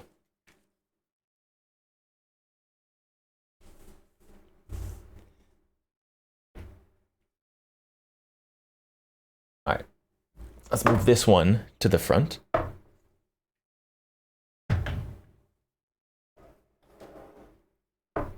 This one's going to be awkward to clean.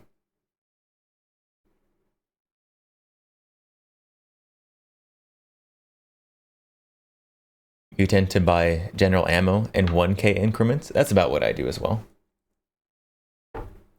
I'll be honest, I don't have a ton of ammo on hand at any given moment. Like, I'll have some. Like, I've got...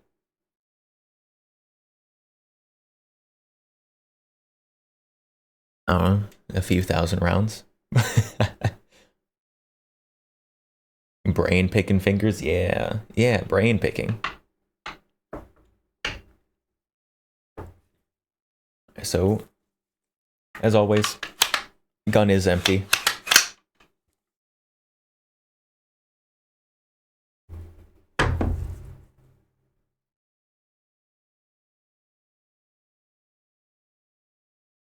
Defensive ammo by the box. Yeah, I mean, you don't use defensive ammo as just like range ammo. So you don't need to buy thousands of rounds of hollow points.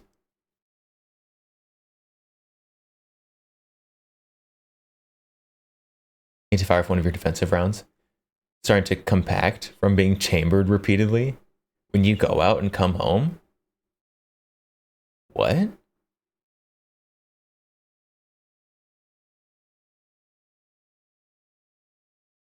You unload your gun every day? That's crazy. Don't keep one in the chamber at home. Interesting. I definitely do.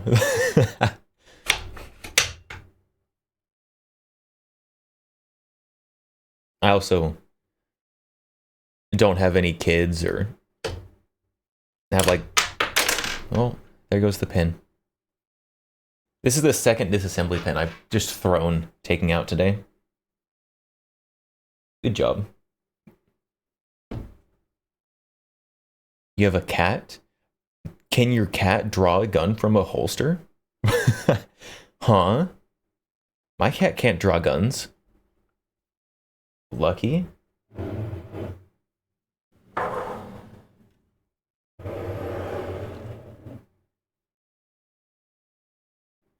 Pushed off a desk. Oh, do you have a SIG P320? Is it not drop safe? All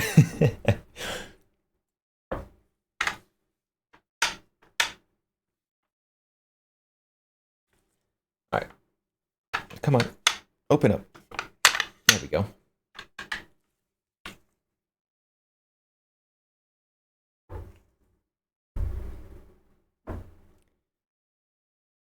It's a CSX. No reason to ask for trouble. And so, this gun, unlike the last one, is direct blowback. So we have very large, very heavy bolts. And this is as much as this one comes apart, unfortunately. Which makes it very awkward to clean on stream.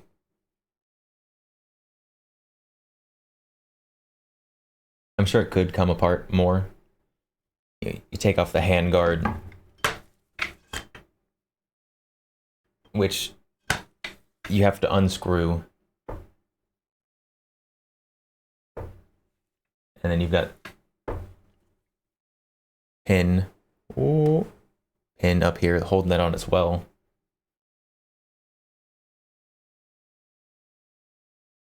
I'll be honest, now that I'm thinking about it, I don't think I've ever taken off this handguard. Did we take off this handguard for the first time today?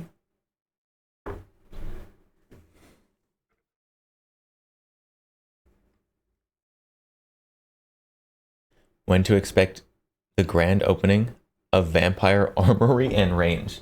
If I win the lottery, I will open a VTuber range.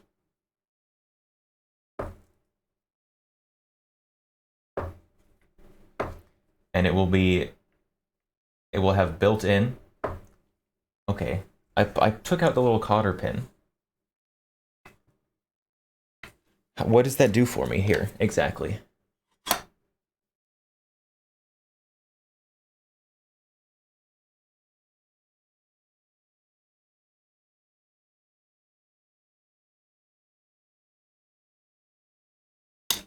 I know that this is how you take off the handguard. At least one step in it. But there's not a whole lot of documentation on these things, because there's not a lot of these around. I'll open up a VTuber range, so that VTubers can come to my range and have full body tracking and shoot guns at the same time.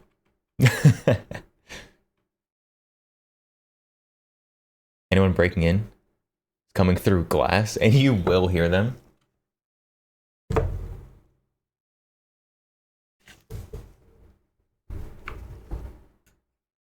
Does this unscrew? Oh, it's spin. It's spin.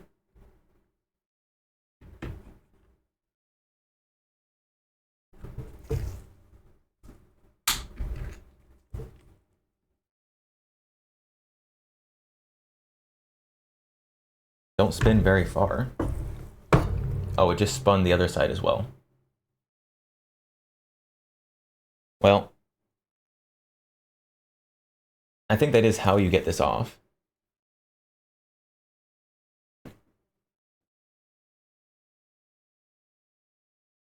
However, I don't think I have the correct tools to do that on stream. We're not going to do that.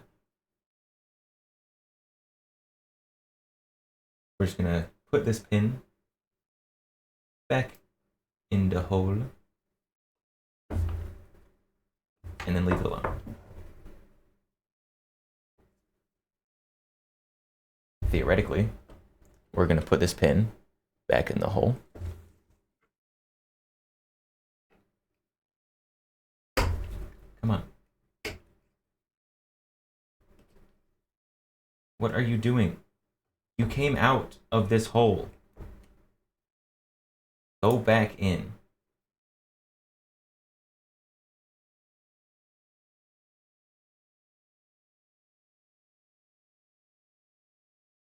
Oh my goodness. Please. Please, I know you came from there. You cannot fool me.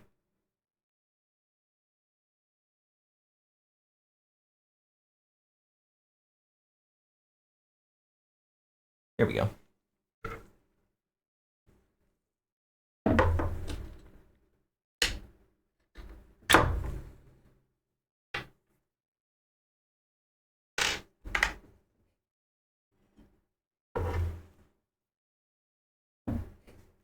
All right, there we go. And this completely field stripped.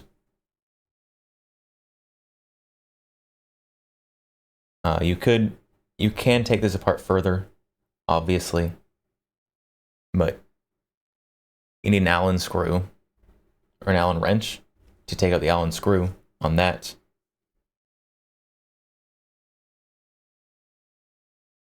And whatever tool you need for this front, for the front bit that I don't have.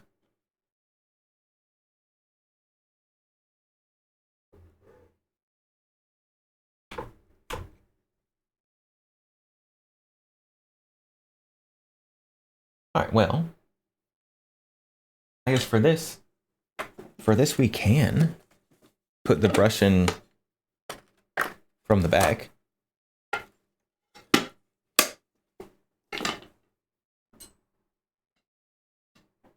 Because that's where a bolt slid out from. Let's grab the next connector bit or brush.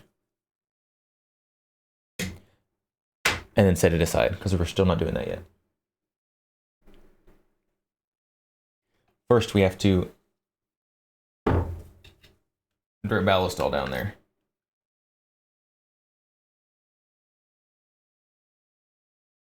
Oh my, I forgot how awkward this gun is to clean on stream. Goodness sakes. Can I show you guys the inside of this?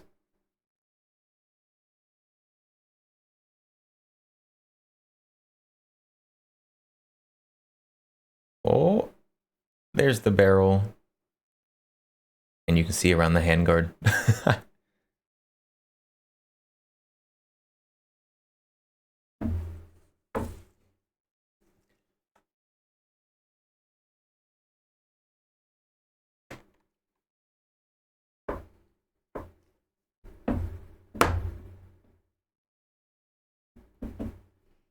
Yeah, I would love to do like gun collab with with VTubers.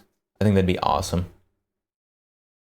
I feel like if I could do like do collab with like one of the VTubers who also does like not really face cam stuff, because most of them will cover their face, but not all of them. Like, I don't know, a flesh tuber VTuber. I'd be so down for that. That'd be awesome.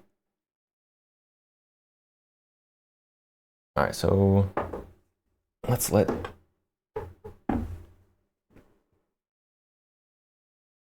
that be up there, and we'll clean our bolts on this little tiny bit down here.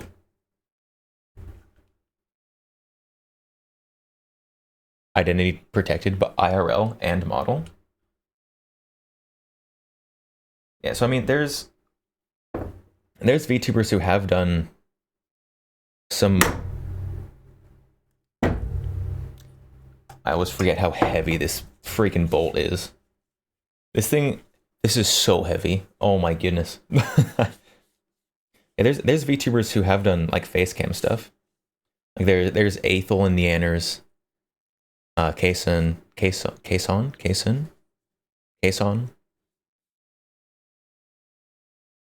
But they're out there. They're around. Why am I even bothering with this glove? Just,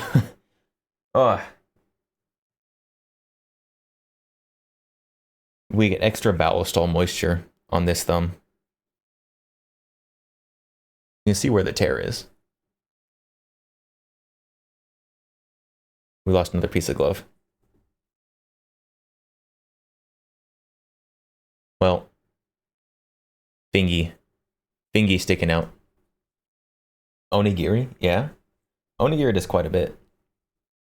Onigiri, I feel like most of Onigiri's, at least her staple streams, are kind of like the hybrid VTuber, flesh tuber. Like what I'm doing here with hand cam is kind of hybrid, but not as much for sure.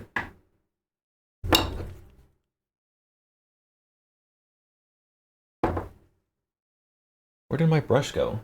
Chat, where did I put this? Oh, there it is.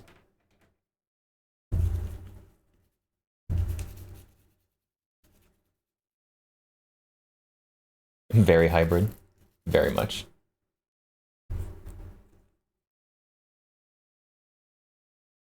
I have thought it would be super interesting.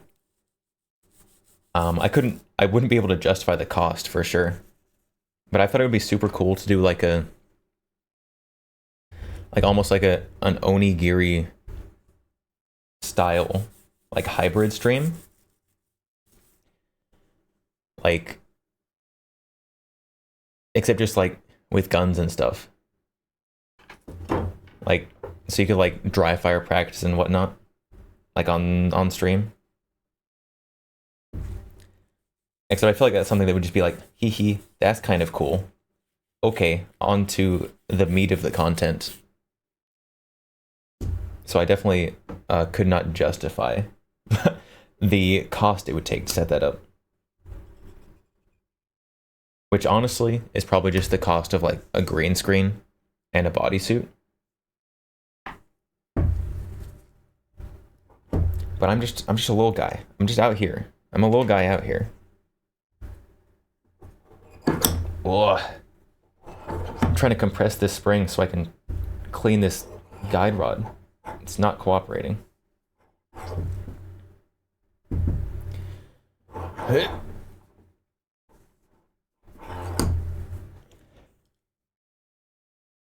Good enough. Good enough for Brazil. Okay.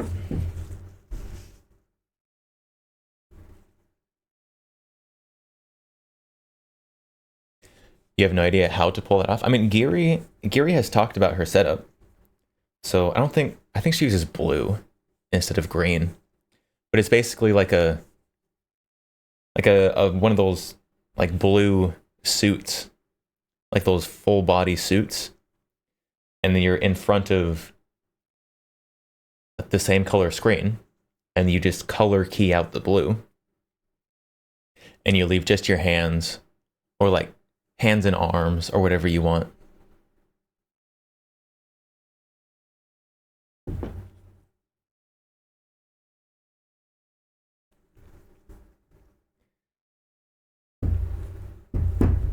But I mean, it'd be a super cool kind of thing to do. But also for that, you'd probably need a whole stream room, like a dedicated room for streaming for that. Which is something that I don't have. Pretty simple, but it feels complicated. So I think like as you like learn about it and go through it, you're like, wow. First stage, wow, this is the most complicated thing ever. Second stage, oh, that's super easy. I could do that. Third stage, wow. Wow, this is actually super complicated. I need to get a second shipping container. Exactly. Exactly. And that gets expensive.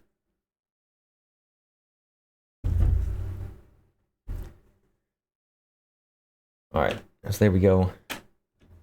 Bolt. Clean. Oh my, look at the bright yellow magazine follower. Let's just wipe that off.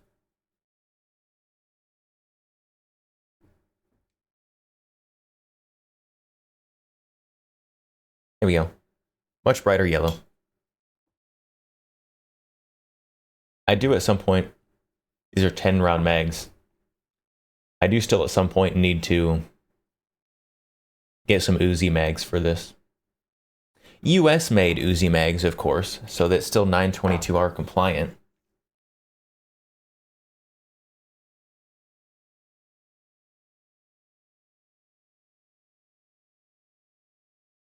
Or I guess I have two of these. I could just like go in and remove the limiting bumps from one of them. Then it would probably be like a 20 round mag.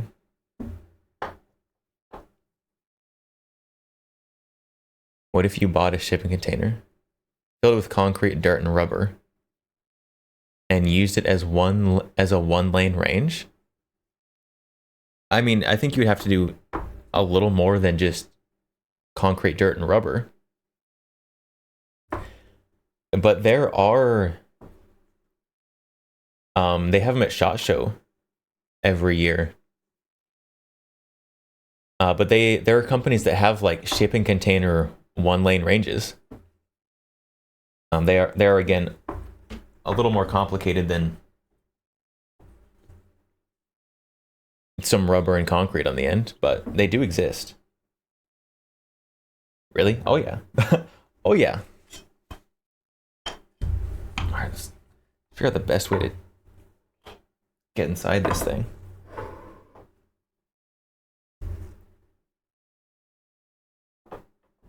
I have no idea. How did I do this last time?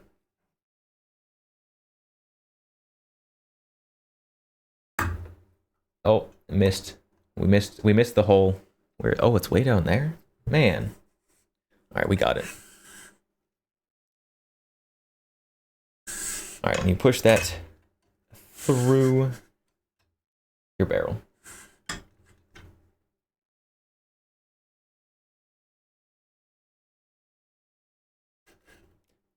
that was surprisingly easy to find on Google. What did you find on Google? Ventilation is extremely important for indoor gun ranges. Gun smoke is not great to breathe in. It is not. It is also highly flammable.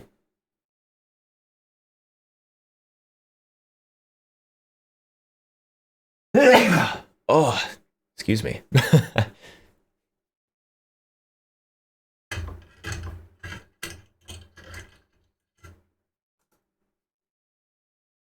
You're not seeing prices? Yeah, prices are going to be significant.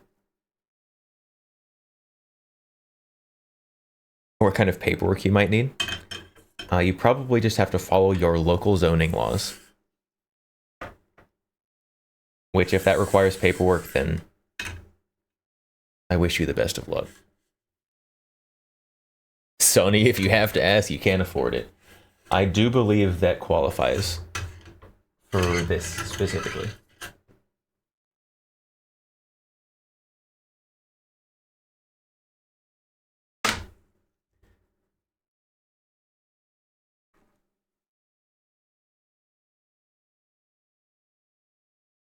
Yeah, I don't know. I feel like getting one of those like shooting range shipping containers, outfitting it with some VR, some like VR tracking. So like, hear me out, right? So like one of those shipping containers, outfitted with full body VR tracking. And then with that, you also coat the inside with like a blue or a green. And then you can like overlay the two, like some people do with their VR videos. Like there's people who do that like already with like rooms for VR, for video recording and stuff. But like that, but at gun range.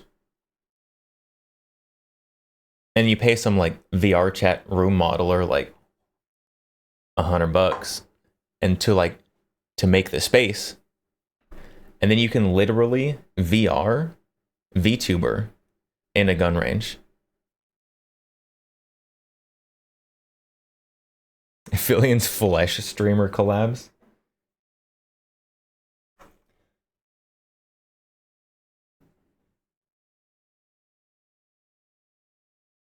Pretty much, yeah. But then you can collab, right? Then, right? So you can either set up multiple VRs in your shipping container,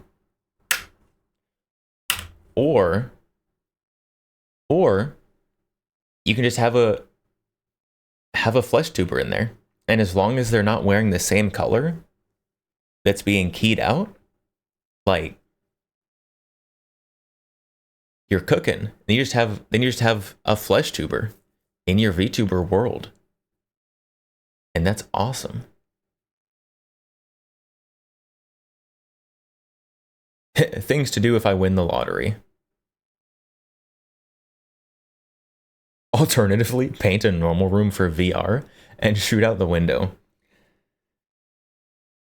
I don't think that my neighbors would appreciate that very much. But yeah. Yeah, I guess.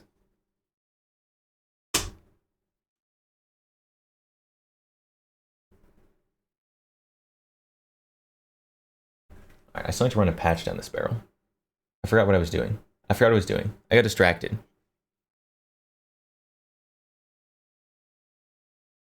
All right, there we go. I can find the hole every time now. Goes right in. The first time was awkward.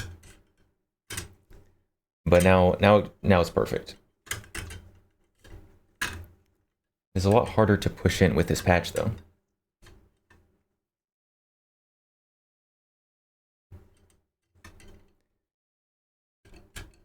Am I keeping neighbors if I win the lottery? No, I'm going to pay them to move. I'm going to pay them to leave.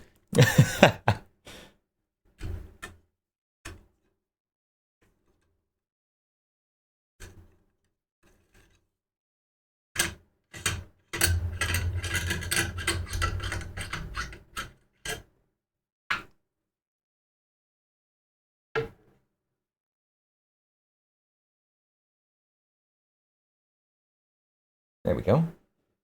That patch wasn't too bad.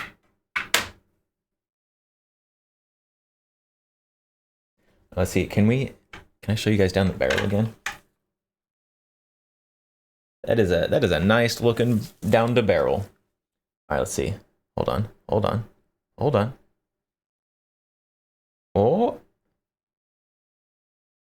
Look how shiny that is. I still feel like I need to like clean inside this somehow.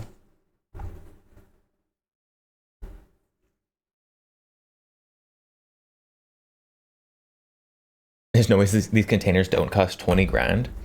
I think 20 grand is a low estimate. I I think if it's 20 grand, that is a wonderful deal. It's a little dirty in there, guys. I think it needs to be cleaned. I wish this upper would separate from the lower. That'd make this a lot easier.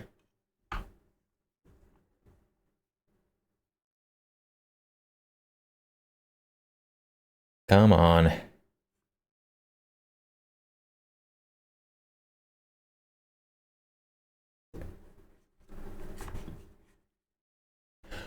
Wait, I just had have there been any VTubers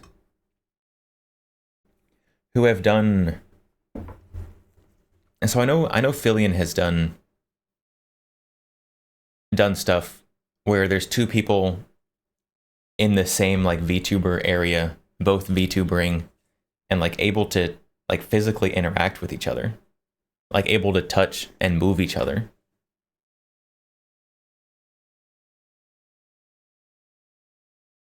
Have there been any VTubers who've done something like that and done like dancing or something? 'Cause I feel like there's a lot of like cool partner dancing, except I want to see like anime people do it. I don't want to see real people do it.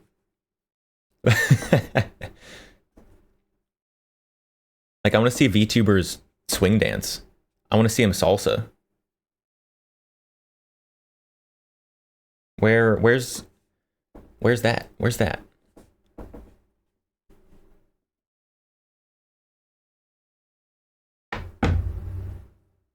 This is so hard to freaking get my fingers into. Oh my goodness.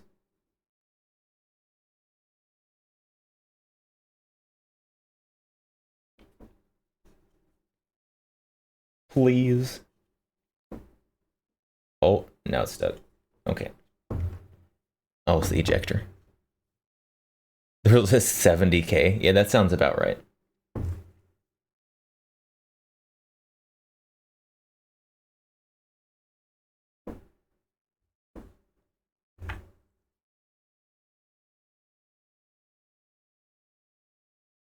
Oh, and I somehow need to get a brush in there to clean off this like feed ramp and stuff.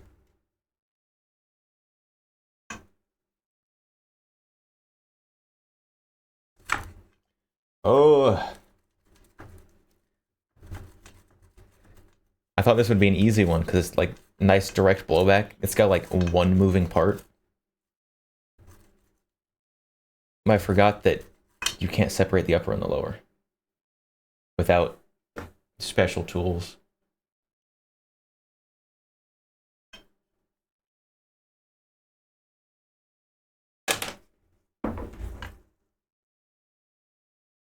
All right, now let's get that, wipe that off. This is when my weird long fingers are really coming in clutch right now.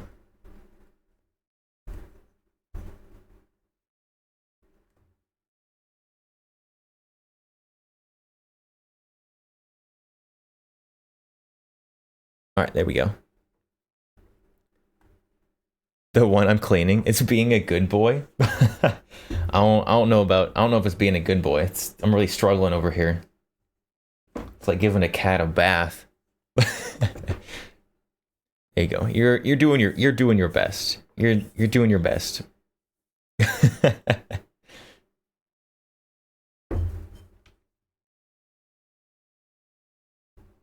Come on. Just just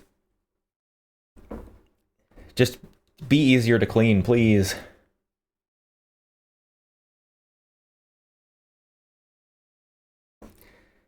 There's no one here with hand fetishes, right?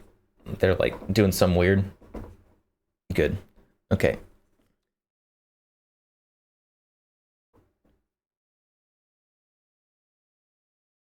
No. Good. All right.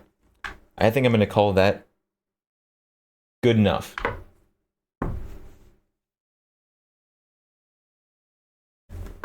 Now we put it back together.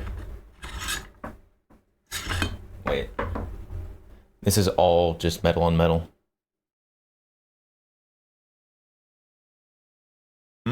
Turn that over.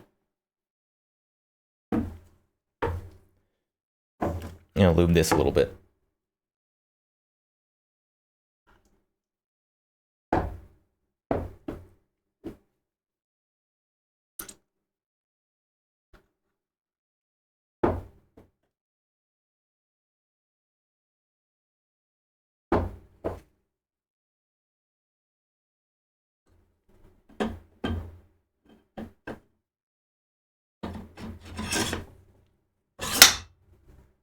Clunk. It is a very satisfying, like, metal clunk when that hits the front. Oh, so nice. All right, let's not close our microfiber cloth.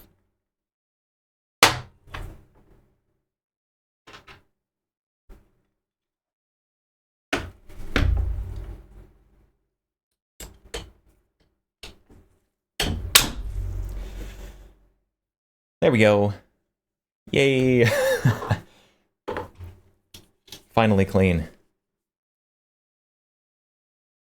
Let's lubricate the magazine with my oily glove. Just like new.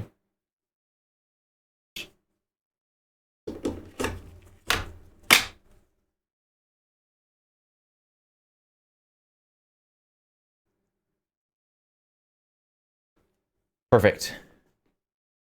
Oh.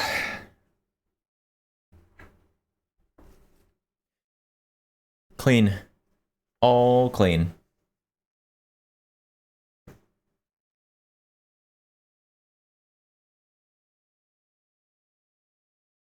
Got a single finger missing from my glove. Wait, can we? Hang on. Are you ready for this? We're gonna make like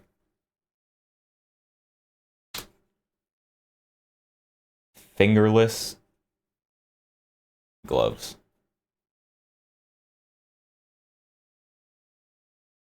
We're gonna make the weirdest fingerless gloves ever. Come on. I wish I had scissors. Also, I wish that my knife was sharp. Come on. Do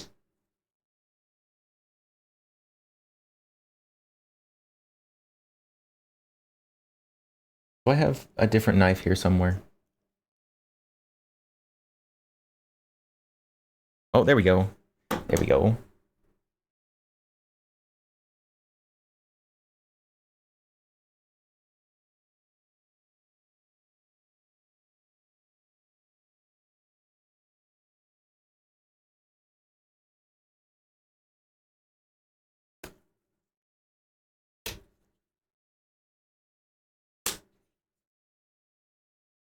There we go. One.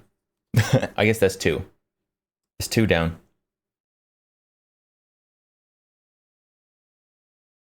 I need to sharpen this knife. Goodness sakes. I feel like I'm trying to cut this with a screwdriver.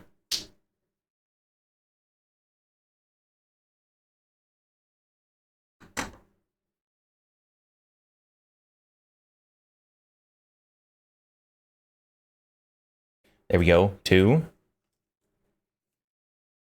Oh, I can actually like almost move the glove down to where it's supposed to be on my hand.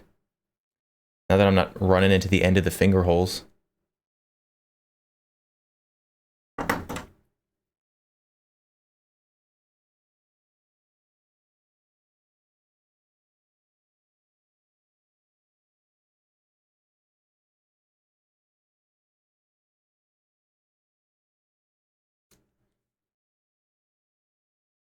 There we go.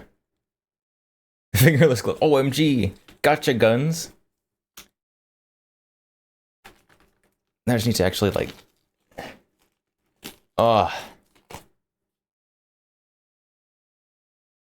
They still don't quite... Why? Why don't they work? There we go. Oh, I got one more finger left to do.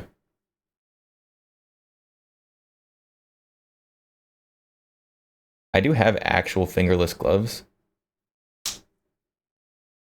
I can cosplay Gacha if I need to.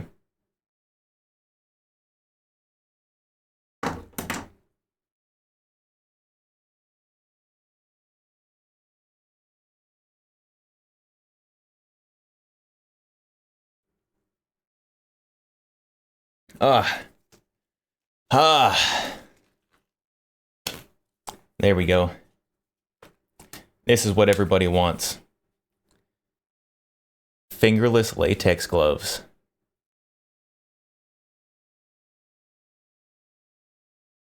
It's perfect. This makes my fingers look even longer than they are.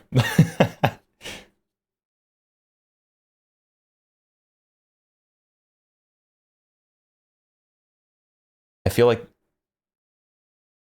this is like some kind of like alt clothing. I just need to paint my nails again. I haven't painted my nails for a long time. Am I becoming a normie? No. No, I couldn't be.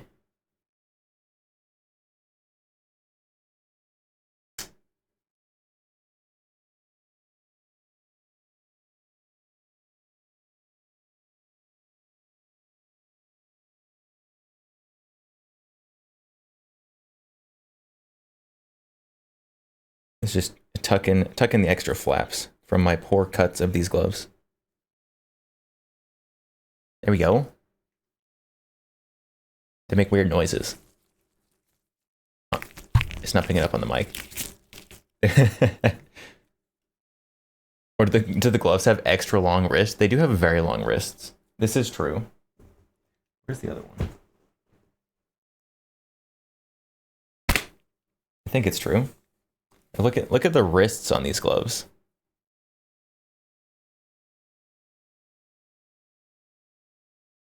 These are like the perfect gloves for streamers who don't want to show any of their hands at all. And they don't have to be as cautious about their sleeves, because look at how far up the wrist the glove goes. Well, except then they're missing the fingers, so that may make it not quite as good.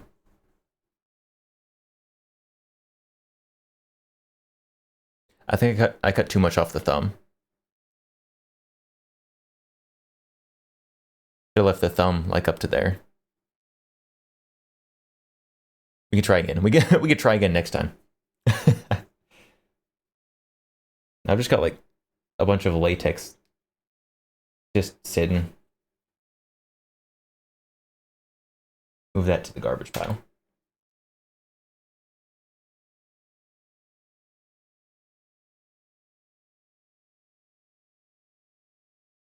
I kind of like this, I'm gonna be honest. Like the black latex cut-off gloves.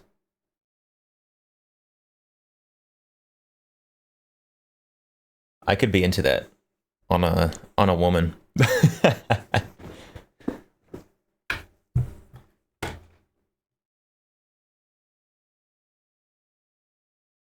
But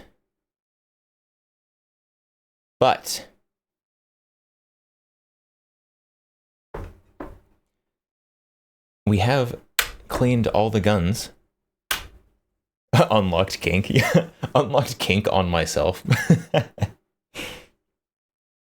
Please, no, I already have too many. Please, I can't handle another one. At least none of them are feet, thank goodness. But but we have cleaned all the guns to clean today. Surprisingly neat style look.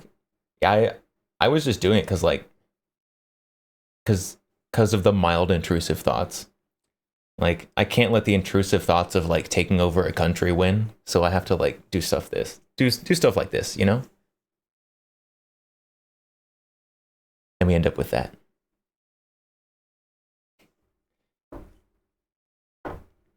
I feel like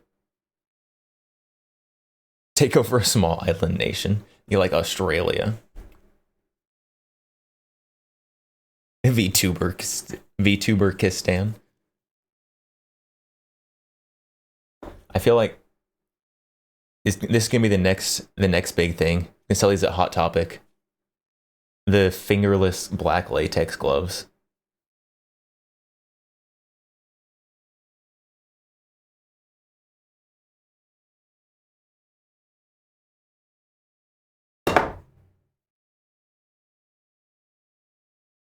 All right, but time for VTubers to rule Sealand, and we can just take over like Oceania, just all of it.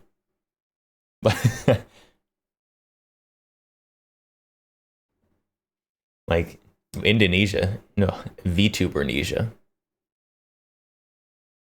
It'll be perfect. It'll be perfect. And then the big VTubers can get their own islands. Or honestly, there's enough islands. Just give everyone an island. They'll be fine. As long as they have internet, they'll be okay.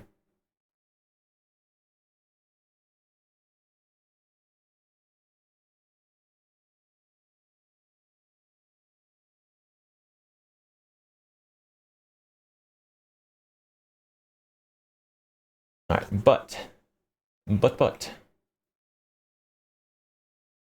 we have cleaned all the guns for today. They're all nice, shiny clean.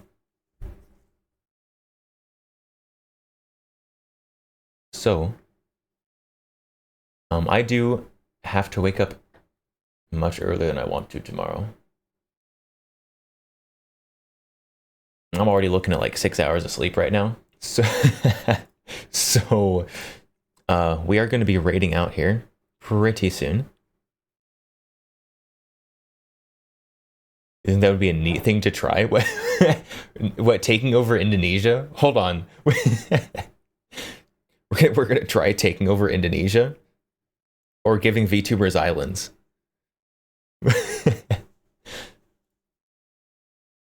That's what Starlink is for. Just give every VTuber their own Starlink satellite.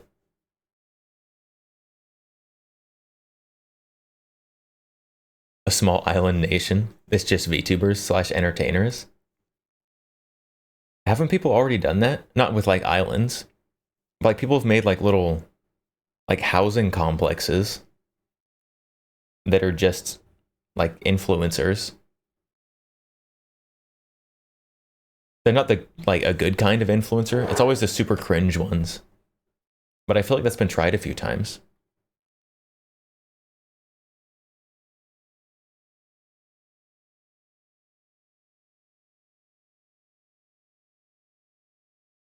And the whole thing is hooked up with VR systems, so it's virtual but real. You don't mean a streamer house? So a VTuber apartment complex. Or a VTuber neighborhood. A VTuber neighborhood. And just set up the whole neighborhood with VR. So you can like VR walk your dog.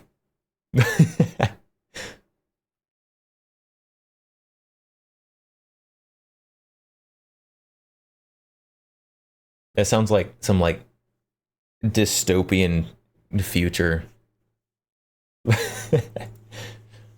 dystopian future augmented reality stuff.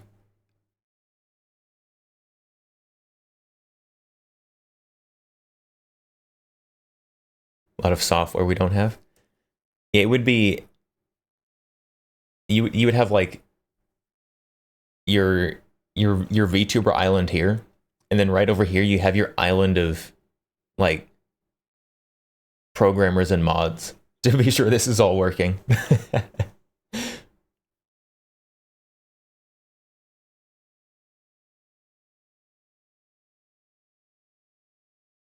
Inside out tracking can work outside. Inside out tracking. What is inside out tracking?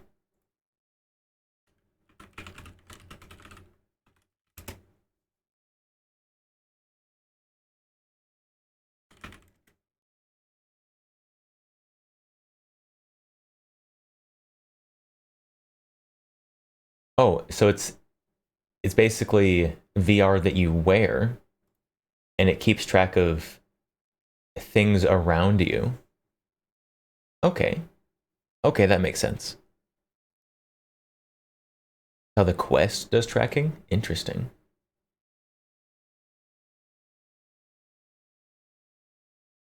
I'm seeing a lot of Vive when I looked that up.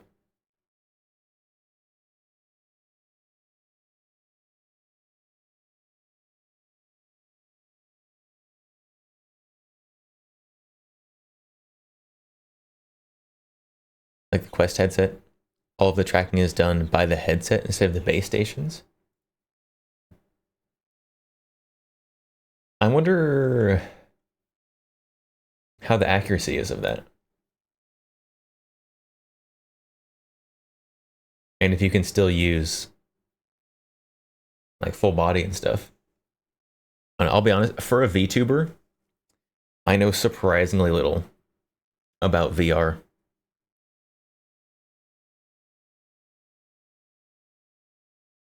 Not as accurate. Bummer.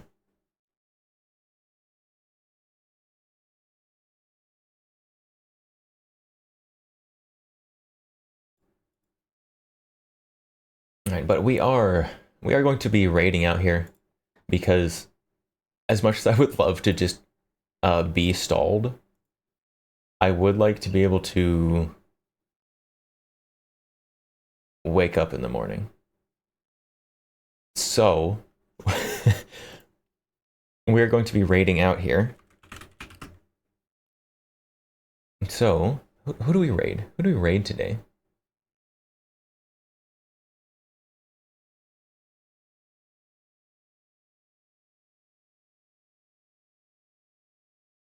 Oh man. Oh man, we can't keep streamer here for 24 hours.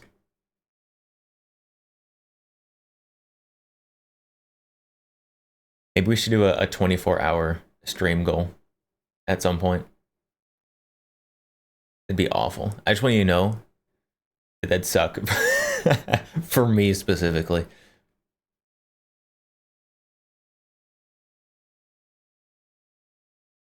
So who do we raid? Who haven't we raided in a while?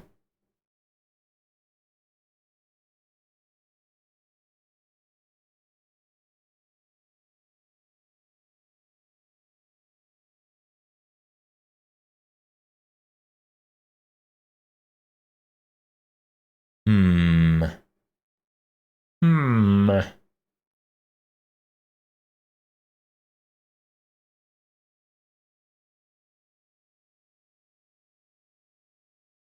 I don't know. Good question. Good question. Rating is always the hardest part of every stream.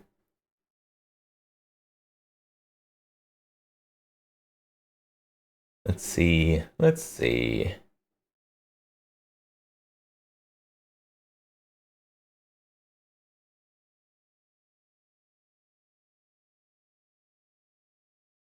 Hmm. The problem is I'm following too many people. I have to hit show more like 5 times just to see all the people I'm following.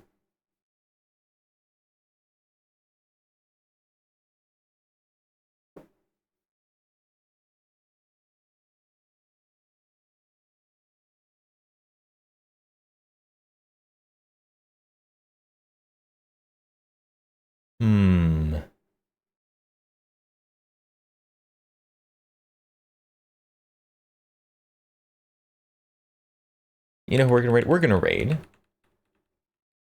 We're gonna raid.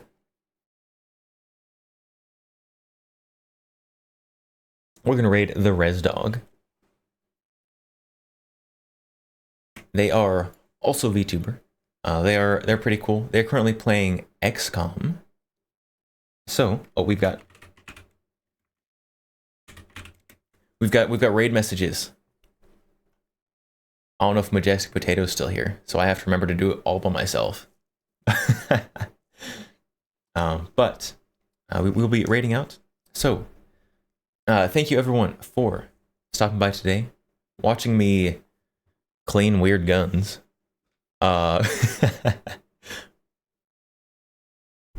So, I will see you all tomorrow. Tomorrow I think is set for just chatting stream. So we'll just be hanging out, talking about guns or whatever comes up. And then Friday, Valentine's, we're having a Valentine's Day stream, a romantic Valentine's Day stream. So you should be here for that for sure. And I will see you all next. Oh yeah, and Sunday we're doing the pickle stream. Pickle stream on Sunday. Which will be interesting for sure. So, until next time, I will see you all next time. So, Chris Vecta, goodbye. Not the BAFTA. See you later. Ferocious Kitsu, goodbye.